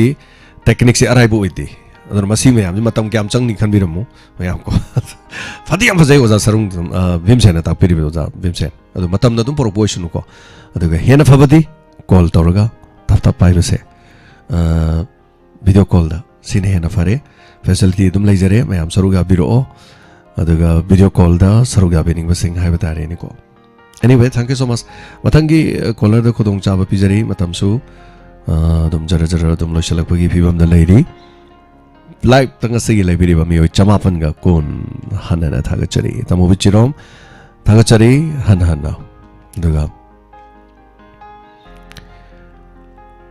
video call da dum saruga birakpa sum yai madam sarobala singa saidi call yam tawbiram mane dum madam sarobala na call torok matam do Aikoi atopa phone line the wari sanaba the medam the line the whole tau kidre dum out of the moi kreduga tana kidaba male network no weram basu yai aduga Hello Ningalai fanga tapisi Hello ai pebam metapati namoi khona hongdegi Ramlok chari Hayon sum sada hajaning ba mayam da ana tawba BDF pe mananda lairam manungda siram bado yam nungai ti Adu du kari kamai tawna lairamdaba siba jano adu sum khangning dana hangjara in Madu de karim ta khangdri koi pawwa police na bo khangdri adu de koi no je haru de lure Yam nungai ti adu du bo accident oira mayamna asomda mina hali jala kamai tai jan jong khangning ba How's about the investigation police ke team khaido ga thina na bhonari adu ga how's about ngarangi Hauramdo laktraga su lakte yengjai yam nungai yengbada Hoi matungda lakpa ngamri yengjagi ngarangdi yunggi thabak ama leidana lakpa ngamjawdre hoi sir thank you thank you Thagachari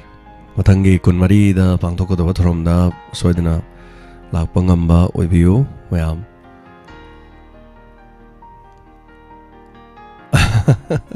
Doba Koraijam Diamond TV ga BBC ga Diamond TV di full ba mani BBC di sana ni mani mukta ni hai ta edu sunglai lei tabu di lei bana faidano ko ngasi Diamond tholok padagi miyam gi pungning gi warol phungdok dana sana le bak sida awana gi mateng pang dana nuksi bagi lipun pun sindana ekhoina matang chatharak tana ngasi phaw hona jari se sung tau torom da tar di khara tau wasina phai hai tare English ki wai da ga ra something is better than nothing ado adona aikoi kege oijarasu matik sajadраbasu awat apa na pik thana leiba oirasu karigum khara di khona taujari base sung tau tau da badagi di hena phai hai tare do thagachari ngambo ijagi dawa khurai jam ta firakwa hello hello sir hello hello oh mingale fanga ta office oh Begapati la kai lagi Santi Pladuni sir taram nukchari habiu sagi ngarangi togi Diamond TV live di yang jaye adu laki laksaning ba adu upai lete yum macha angkak sajalu dane upai lete adu live di yang yam nungai mayam na taw mayam thank you thagachari sagi inspector tayai chu phajare pukningi waron je tatana tajari hoi atam sangna mayam gi seva tawdana tawbiona haijari sarda makangi caller sans pijare sa thank you thagachari garang di madam tilwatama do kakhat padu da viral chakya taw grabni na tu grabne ba dong na hita kakhat pam do khoi di kitang nungai hodra ba itare mapa do yeng ma mapan oram net lo rob jani kaya de nungai gidre asadu ta kita hogali Diamond na sai tha vi sai ma thoi ta sak toi adai di nungai man gidana adagi masamang na dong tu du da ko nungai sa da na madam bullet ki sai du so on ai na bullet ka ba na te ko bullet ki sai dum ta sak pira mo ai as sakke khang ni bullet se Rajasthan yong na kap ke ga hai ba do nungai ja bai wani kharana nang da na to warok jagra su ko hello hello sir Mingalai phong hai bisi kasar ka manga dai Devjani ni nam nungai jai kasar dagi saruga birak pa habiu sir wagi ngarangi program do yam nungai jai hoi live ta jeng jai yam nungai live ta dum lai badi thabai ngang suba khotpa khar de dum tawbani na kona mu jeng hawda ba dom jeng do program do yam nungai jai yeng biba kasar dagi sina loira bro tai kare habeni bolai di do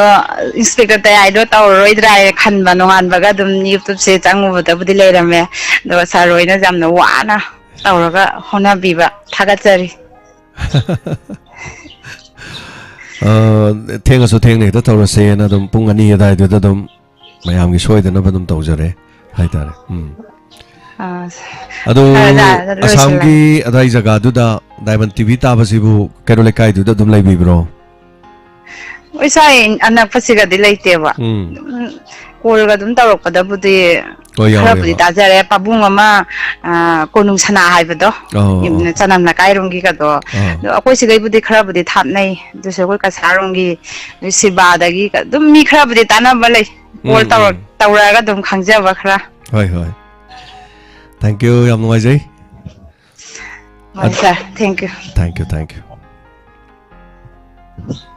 matangi caller da kodong chaba pijege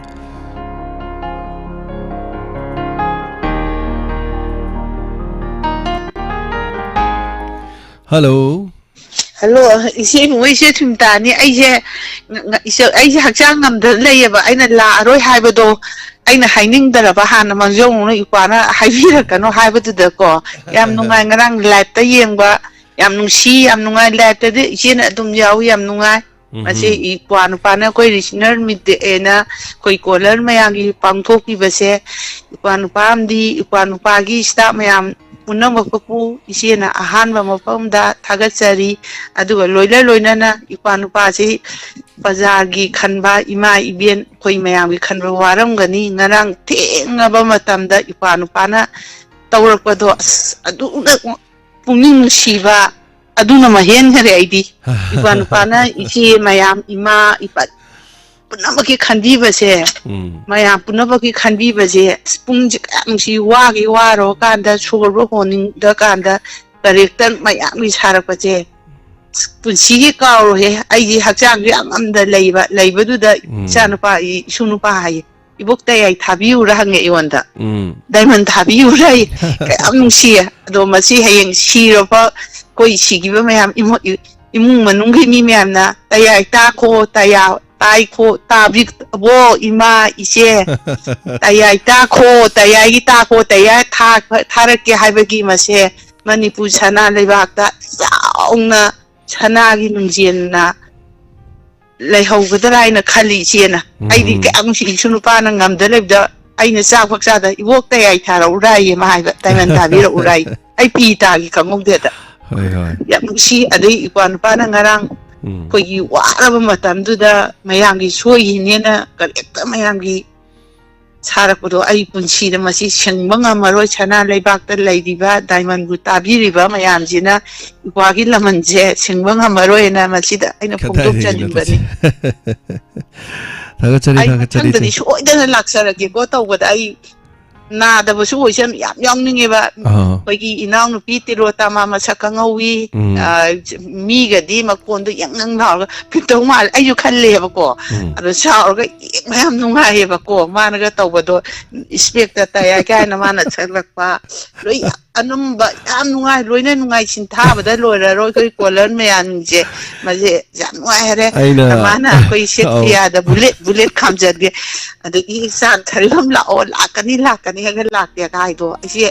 ne che loi kidan loi baktai ko theng lo ai ne amu haleba tawbudagi yam nungay re parpan tawbuje ayang koi na sima tamda isa isu mayamna tayai ta ko haibase Manipur sing tungna masi konjen ju loi le horani narang isu na harakpadu aina ngamdabdu na ibok tayai thara urai ai bi dai khangau ta ai garagam na nokpade surma ju sei sakbagi lakpa ga phamaga lei ma so adegi atai sei sakpa sing lakpa hobu matam ne khoi medam telo tamane sei sakma tam yam tabi brengo khoi medam telo tamana hai ki mati ma hai tare ai hai jarak ke ba yam no ki ba ai je sum tension hai tare ko soini khoni mi lakpa gi mi ko horoi kholoroi phamam ko na dabagi adegi ya dabagi du tawagi live tat khidra net ya dabagi du gi adagi ko pareng ne lai gri je si marak sida ina kwai din medam telo tamana ta ya ina harak oh yeah chimana harga tayai khwai do tayai ji ta do honto ma ya na mana it nik le ram this stage masak tu ye ubtekta no e hai tare yamna aduga yam harau jana to bodo hai tai am ngai ji thank you so much che aduga medam telo tama do khonjen da ina hai jam pik paneba khonjen do mi ge do masak ma to ga do wang chawraga mi do hai tare aduna duk chawduna kakhat padu dom tu bodo di ai de mun ngai tram ni ne asade hogala ma khuchma tak tawi kitaw sidi ga habadu ne mai do ado yai tayai khoi ai do ta yai na nei ramme ado smai tawi hai tare ngasigi thorom ngaki color ma da loshana na baghona jarake aduga live masigi mathang da mok miam da hek thang na ba mikop the live question na ba hona jage especially Sunday oibani na mayam panama nungai ba thorom mathang tomine se aduga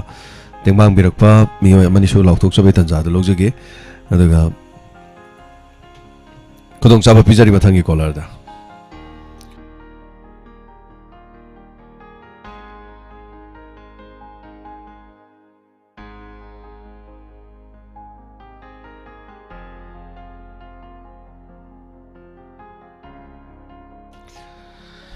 Mathangi thorom se dum makhal mathel hai batare koi gi staff sing ngarang mapom moina thorom pangtok pi ki ba pangtok pi ki bi ai chilinau sing mayam hai batare makhoina mathang samjanarga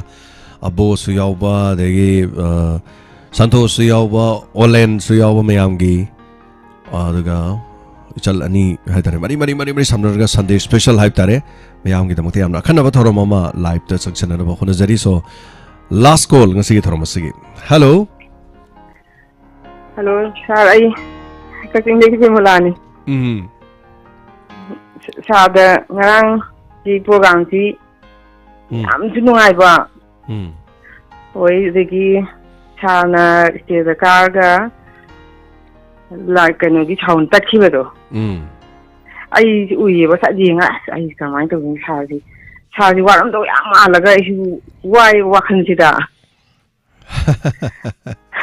ꯑꯗꯥꯏ ꯆꯥꯛꯂꯣꯟꯁꯤꯜꯂꯒ ꯂꯩꯈꯤꯕꯗꯨꯗ ꯑꯗꯥꯏ ꯃꯇꯥꯡꯗꯨꯗꯤ ꯑꯔꯣꯏꯕꯤꯅꯤ ꯍꯥꯏꯇꯥꯔꯦ ꯑꯗꯣ ꯑꯩ ꯌꯥꯝꯁꯨ ꯅꯨꯡꯉꯥꯏ ꯑꯗꯒꯤ ꯑꯩꯈꯣꯏ listener ꯃꯌꯥꯝꯁꯨ ꯑꯍꯥꯟꯕꯗ ꯃꯤꯁꯤ ꯀꯩꯅꯣ ꯇꯧꯔꯗꯤ ꯈꯔ ꯏꯅ ꯈꯜꯂꯛꯄꯗꯣ ꯌꯥꯝꯁꯨ ꯐꯖꯅ ꯃꯌꯥꯝꯁꯨ ꯄꯨꯟꯈ꯭ꯔꯦ ꯑꯗꯨꯛꯀꯤ ꯃꯇꯤꯛ ꯅꯨꯡꯉꯥꯏ ꯁꯥꯔ ꯂꯤꯁꯅꯔ ꯃꯤꯠ ꯑꯗꯩ ꯃꯊꯪ ꯇꯥꯔꯛꯄꯗꯁꯨ ꯂꯤꯁꯅꯔ ꯃꯤꯠꯁꯤ ꯑꯗꯨꯗꯒꯤ ꯍꯦꯟꯅ ꯐꯖꯅ ꯄꯥꯡꯊꯣꯛꯄ ꯉꯝꯕ ꯑꯣꯏꯃꯤꯟꯅꯁꯤ ꯑꯩꯈꯣꯏ ꯃꯌꯥꯝꯁꯤ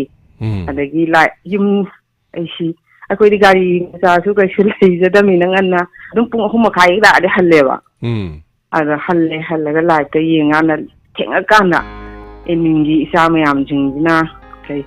ꯍꯨꯃꯥꯡ ꯁꯧꯏꯗ ꯍꯨꯃꯥꯡ ꯀꯥꯡꯉꯤꯗ ꯁꯛꯂꯛꯄ ꯗꯥꯟꯁꯀ ꯇꯧꯔꯒ ꯃꯌꯥꯝ ꯇꯧꯕꯗꯣ ꯌꯥꯝ ꯐꯖꯕ ꯍꯥꯏꯇꯥꯔꯦ ꯑꯦꯃꯤꯟꯒꯤ ꯏꯆꯥ ꯃꯌꯥꯝꯗꯣ ꯏꯃꯥꯅ ꯊꯥꯒꯠꯂꯤ ꯑꯗꯨꯛꯀꯤ ꯃꯇꯤꯛ ꯏꯆꯥ ꯃꯈꯩꯁꯤ ꯄꯩꯁꯥ ꯅꯨꯡꯁꯥ ꯐꯪꯕꯁꯨ ꯅꯠꯇꯦ ꯃꯈꯣꯏꯅ ꯑꯩꯈꯣꯏ ꯃꯌꯥꯝꯁꯤꯒꯤ ꯇꯧꯕꯤꯔꯤꯕ ꯑꯋꯥꯕꯁꯤ ꯏꯃꯥꯅ ꯏꯆꯦꯗꯗꯤ ꯊꯥꯒꯠꯄ ꯉꯝꯃꯝꯗ꯭ꯔꯦ ꯀꯩꯅ ꯍꯦꯛꯇ ꯄꯥꯈꯠꯂꯦꯕ ꯊꯥꯒꯠꯀꯦ ꯍꯥꯏꯒꯦ ꯈꯟꯕꯅ ꯑꯃ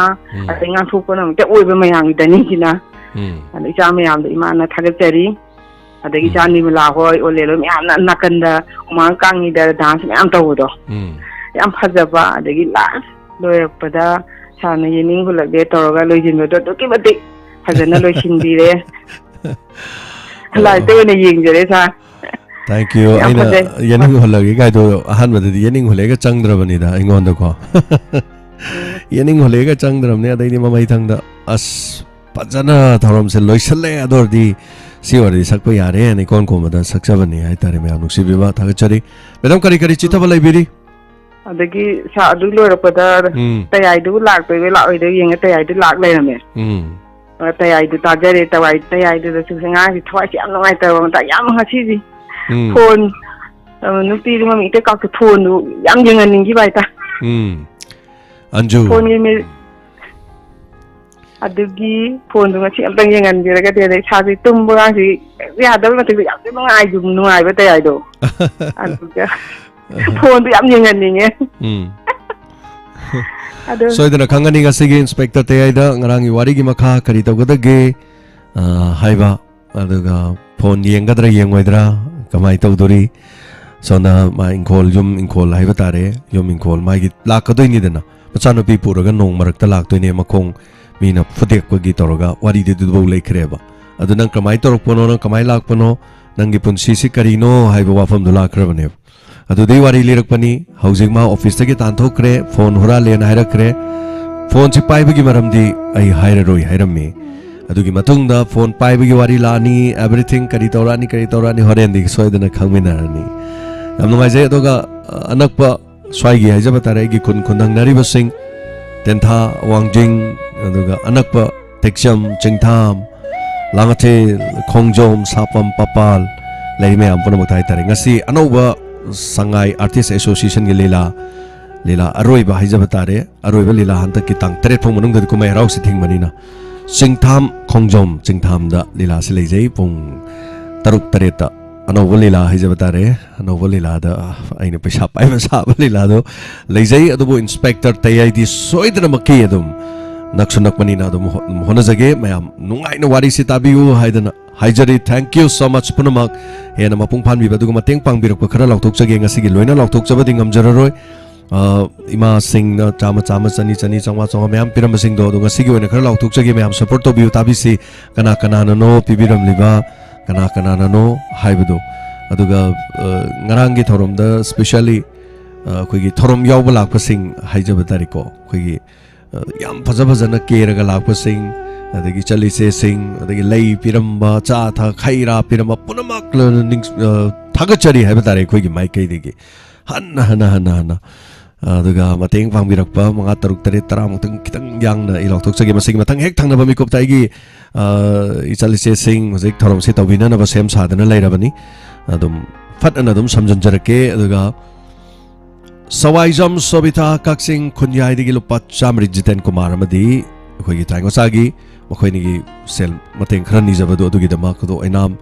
shama lupa chani imam mema lupa chani charang pat pabung khanu singi family adu nong thongbam hari sabal tongmaya lekai lupa chamnga adu galokrak pam inau tombi thobal wang mata lupa chamnga romila loitong bam lupa chamnga kaisang thong thangjam leirak tagi अदुगा मयांग Lambam Raseshwari काक्सिंग Moirang them लेकाइदगी लुपा चौंगा जितेन कुमार गी अमदी diamond गी हाइदना चनी अमदी चहुम हारिबसिदा पांगबियु हाइदना पिबिरमनी शर्मिला हेरोक्तगी यामसु यामजद्रसु पांगजनिंगदना लाइनी हाइदना लापिनी लुपा चाम पिबिरमा खोमद्राम promo लुपा चाम पिबिरमा नावरेम सुभासिनी क्वासिफाइदगी लुपा चामा मतेंग पांगबिबा मैमना चामनी अदुनियाना करीमता इकाय बिगनो लुपा 10 पैसानी अदुगा याम नुंगाइजबदी नुंगसिबदुनी इमा पुखावदगी इमा ma'am लुपा लिसिंग अमा अदुगा इमा तमुबी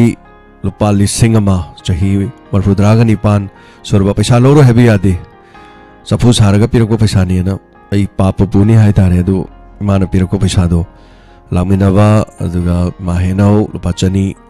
अदुगा थोंजावदगी पाबुंग मेलै लुपा चौंगा बिलासिनी केनातुंबी लुपा चनी the इमा राधे इचम खुनौ लुपा चौंगा बेबे विष्णु लाकपम ब्रह्मपुर लाइजलाकपा लेकाय ब्रह्मपुर लाइजलाकपा लेकाय लुपा लिसिंग अमा हाइरोक पार्ट 3 दगी बिना चे लुपा चौंगा पिबिरंबा बिमोती थौदाम अदुगा लाइस्नागी अखोगी हई मही न चिंबा पिबिरंबा मरंग कायना इसरानी हेरोक्तगी लुपा लिसिंग अमा पिबिरंबा लाइचोमम तोंबी चखाव केजी मंगा अदुगा एसपी ngoचागी लुपा चहुम तेंथागी किडनी नाबांगाम दुगी लुपा चहुम जितेन कुमार गी चहुम डायमंड गी लुपा चहुम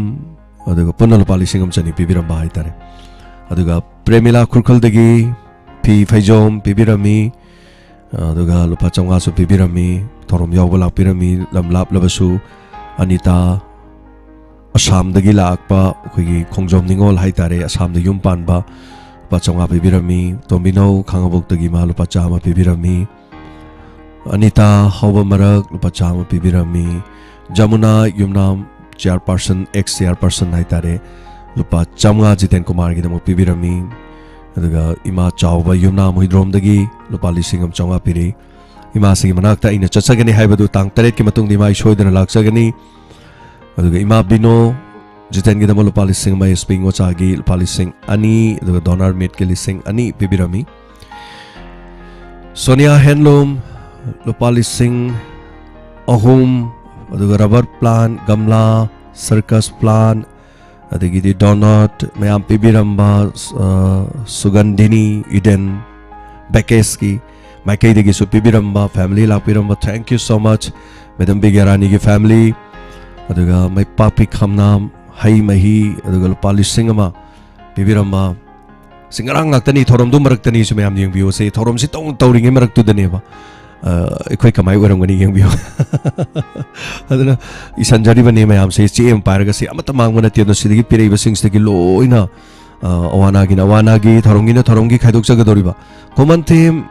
इनु लुपा लिसिंग अमा सेंगो सागरपगी इबेम सानिंग थोगजम लुपा चानी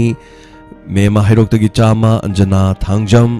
अवांग सेंगाई लुपा लिसिंग अमा पिबिरंबा अरिबम घनश्याम सर घनश्याम लुपा चौंगा पिबिरंबा हुइद्रोम लेकाय इमा इबे चावी लुपा लिसिंग अनि सोइबम सोबिता लुपा लिसिंग अनि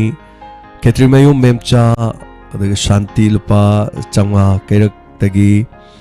अदुगा लाइश्रम सुबदनी लुपा चामा गीता हिरोक्तगी लुपा लिसिंग अमा सल गीता पफम फमदना लैजबा दुबु तौदबा यादे खलकान याम खरबा हाइबताई पिबिरकपा यामना नुक्सिजै लुपा लिसिंग अमा सु पिबिरमी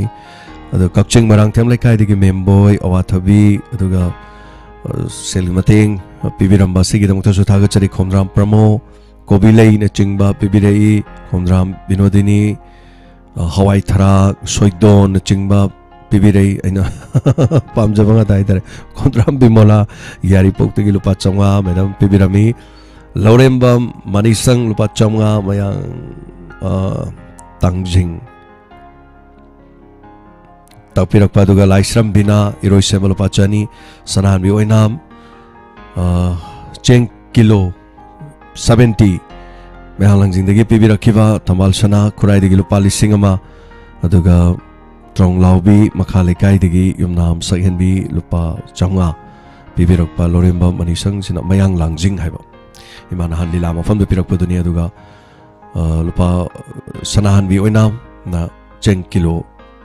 Humbudra Maga Bibire Duga Makata Base Hing Lok Tukchar Nasigi Loi Laule Di Matang Programa Mang Aiden Leire So Mayam Kari Pawi Masimang ni Queen Togari si Queen Honazari Mayam Punomaxi Masini Mayam Gidamak Queen Togzomata Mayam Pang Birli Birli Mayam si Habitat Masini the Sigi Mayam Maraxidagi Equina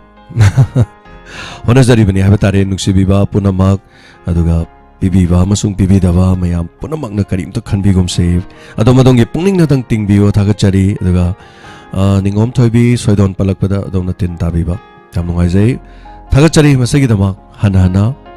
Adu Makataba Toromsi Kosina Zaging Asigi Sing Aduga